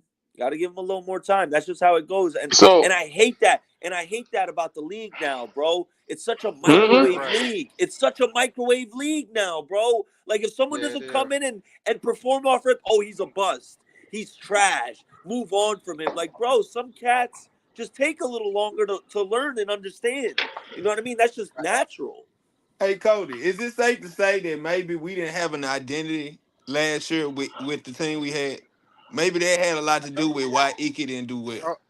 Yeah, it certainly had a lot to do with it. And we tried to go to this like pass happy West On Coast style offense, we had offense. an identity with Wilkes was here. We had an identity with Wilkes on offense. Yeah, we threw 1000%. we threw so many goddamn screens. It was ridiculous. Couldn't push the ball down the field. It's simple as Yeah. that. Yeah, we're saying way I too much think of we that could last push the season. ball down the field. I don't think we opened the offense up at all under a Frank Bro, we not had Rich. so many. We You had such couldn't terrible open route up the concepts. It was offense. horrendous, bro. How we It couldn't? was horrendous. We got three guys. We got How three could we guys. not open up the offense? You couldn't Explain it to open me. up because your quarterback being so stationary because he can't move. He doesn't pose a threat in the pocket. All he wants to do is run outside the pocket and improvise. So it But was that's where his predictable. strength is relies. His strength is not in the pocket. His strength What, is what, rolling what, out of the if that's pocket. his strength, you see that shit how it looked last year. Well, then But Frank, goddamn it, it's that gonna be a wasn't long Frank's year. team though. Their offense was not created for him to roll out of the pocket. Their offense was created for him to stay in the pocket and for there to be pass protection. They didn't create an offense for him to roll out to the pocket. You know who created the offense for the quarterback to roll out of the pocket? The Texans. CJ Stroud rolled out of the pocket damn near on first, I say on second and third down. He rolled out of the pocket to Right. create room for him to stretch the offense. And I that's the put best. money. And that's the. Who Oh, go ahead. I'm who sorry. said Go that? ahead. Go. Who said that? Go ahead. I'm sorry. Ronnie. This is Ronnie. Hey, Ronnie, he Yeah. has the ability to do that because he has athleticism to be able to get away from NFL defenders. Bryce Young doesn't have that I athleticism. disagree, man. I disagree. I Yeah, think he's Okay. more than capable of. I don't think he's an athletic quarterback, but I think he's capable of creating space in the pocket. He did it all season. He may not have done it under a capable offensive line, but he did it, especially at Alabama when they had a capable receivers. You talking about college and NFL now? You talking about No, two I'm just saying the different? talent he There's a had, big ass difference. the receiving room he had at Alabama. You put that receiving room on the Carolina Panthers, and I put money on it. It's 10 times better than the receiving room we played with. No, it's not. No, Ronnie, it's not. Ronnie. No, it's not. You No, don't I have got to Brent. disagree with You you on don't that. have Ronnie, Brent I was Musburger with you until you in said that. You college. can't do He, that, dog. he is right. He is a Yeah, little you more can't athletic compare than we give pros him to credit college. for. He's a No, little bit more athletic than we Bryce give him has the credit for. ability to scurry away and create 5-10 yards, quick yards, Who's better and be than able to make a Jamison throw. Johnson? He ain't gonna I beat no think that's the 140 yards receiver's down the name. field, but he could scurry away for 5-10 yards out the pocket and make a And throw. what receiver did we have last year that Hey, was can y'all better put than that up? the receiver they had in Detroit? The receiver that they have in What you Detroit want, right boy? now. Hey, y'all want to The go to film school? Hey, put that up. Cody, you are a visitor tonight. Sit back and shut the fuck up. Hey, look what I put up in the background. I got the and no, see what y'all don't see is I got the all 22. Y'all want to look at Icky? I got it right here. Everybody in Oh my god. America has seen it. You think about it. We have I'm 15, trying to 16 show terrible you. games at Bryce, I'm and you won't trying show to that. show y'all. You But the show us Green scores Bay that all damn day. But you want to come up all right. here and cherry pick a couple of plays you see All from right. Icky. Hey, y'all Cody, see? go All right, get you a cup of tea and y'all shut see the fuck Q. up. Y'all see Q don't want to show it. I got it ready to show y'all, but he don't want to bring it up. All right, that's fine. Yeah, but what's the name? I think that was Ronnie was saying something about with Houston with them moving the pocket with the quarterback with that Ronnie that was saying that. Yeah. Yeah, I agree with you on that, and they should have did more of that with Bryce when you got an offensive line that's having problems like that. You want to move the pocket more to create more time for your I quarterback to throw the wondered that the ball. When you, whole season why they didn't create an offense for him to do that, man. Like he capable of doing it. Now I'm not saying he gonna strike out like Cam, but he's capable of creating offense by moving out of the pocket. And I yeah, don't know why they didn't do that. yeah, He had a I don't. shitty coach and a shitty situation, man. That's just the Right, truth. yeah, all But if you say of if it, Bryce can't succeed, Icky couldn't succeed in the shit either, man. So you got to give them right, both the same damn excuse. right, all of it was fucked up. All of it. It just was shitty. Yeah. I There think they you couldn't go. even get the play in to run pre-snap motion. They was having trouble getting the play off the sideline. Yeah. Yeah, and That's then the kind of it bullshit they had going on last year. yeah, and then it used to kill me with them coming out of the huddle late as hell and get to the line of scrimmage. They got 9, 10 seconds. They gotta hurry up and hike the ball. Yeah, that Yeah. schematic scheme, man. It was awful. It was awful that year, man. And I'm not trying to say it was all Frank. I call him not so rich because no plays he created, man, maximized Bryce's potential. I think the age gap was a big deal. I think the whole philosophy behind Frank Rich was a problem for Bryce, man. Because if you go from Jamison Williams, that was his number one receiver at Alabama. You go from that to having Adam Thielen. Come on, man. Now I know it was Alabama, but come on. Go from Jamison Williams, a number one receiver, to Adam Thielen. Yeah. Oh, I think he should have sat. I think he should have sat first instead of throwing him right out there anyway. I like Yeah, Xavier. I agree. Hey, Cody. Hey, Cody. Could Yeah. I give you one silver lining stat though, my guy? Go From ahead. week 6, this is Icky's rookie year. From week 6 till the end of the season, he posted a 90.6 pass blocking rating on PFF as a rookie. So there's at least we have proof, and there's stats, and there's guaranteed that Icky was effective as a pass blocker. Now it's all about cleaning up that mess that he had. Yo, man, listen, I'm a patient guy. I became a father, and one thing that becoming a father did was becoming patient. And one thing I've learned is that there's aspects of that in everything in life, including pro sports. We can't expect these people, all these athletes, to just come in and just be effective right away. It's just not normal. You know what I mean? Some people just need a little time. Some people learn by doing bad and then getting better. Some people do well, then have a slump, and then they learn from the slump and they go back to what they did well. You know what I mean? People learn and adjust differently. So we're gonna have to, just like you said, you're gonna give Bryce one more year. And you gotta wait and see. You gotta say the same thing for Icky, because he's earned that. A 90.6 pass blocking grade from week 6 to the end of the year as a rookie. That's pretty damn impressive, if you ask me. Yeah. I will give him a year. I'm not saying, look, I ain't got no damn choice. You know what I'm saying? Like, this is the team. You know, like, if you love Bryce or hate Bryce, that's the quarterback. If you love Icky or hate Icky, that's the left tackle. I'm loving the new additions. And that's what the guys were showing earlier with the blueprint. I like Lewis and Hunt. I think they are mean in the middle where we need to be. I even like Ashawn Robinson more. I love Ashawn Robinson. Yeah, I love Ashawn Robinson even more after Yeah, watching yeah, Ashawn's a dog. I think that dude is a dog. I think he's aggressive. I like that mentality that he brings to the team. But, dude, I'm excited about the wide receivers. Like, I really think Xavier Legette is a dog. I think he needs a little bit of polish, but he's going to get that in no time. And I think Deontay Johnson is the exact type of wide receiver that Bryce Young needs to thrive. He's that real quick separator, and he can make a lot of damage in that 10 to 15-yard range and then get all that yards after the catch. Like, that's what they built in Miami for Tua, and I think that's what they're trying to build here in Carolina for Bryce. And I like that. That's how you have to build around a quarterback with his kind of skill set. So, yeah, Deontay, he get open, man. I play with him in fantasy football. That motherfucker get open, man. Oh, he's good. And I think that Johnson's a hell of a wide receiver. He is. And I think that Dave Canales and Deontay Johnson are like a perfect match at this point in time. You have a coach that needs to prove it, and Deontay Johnson, he just wasn't a match up there with Mike Tomlin and that well-entrenched culture that he's got. Like, you know, he wants to be the guy. Well, Dave Canales needed a guy, and Johnson needed the place where he could be the guy. So I think that's a perfect match on an offensive front. Bryce has to step up this year, man. There's no more excuses for Bryce. None at all. How much money you got on check?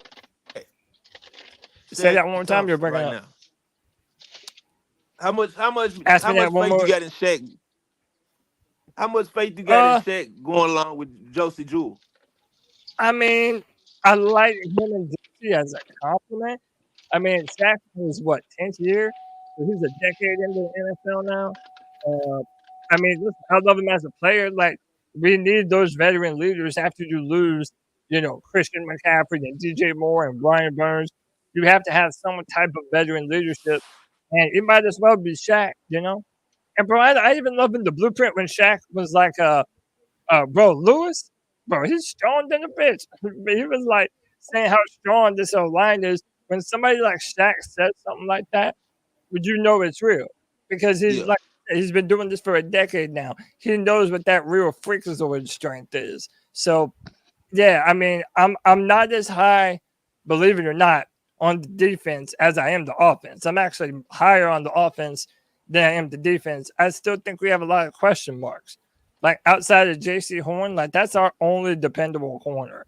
Everybody else is a bunch of fucking. They could be a janitorial crew. That man is so important to this team this year.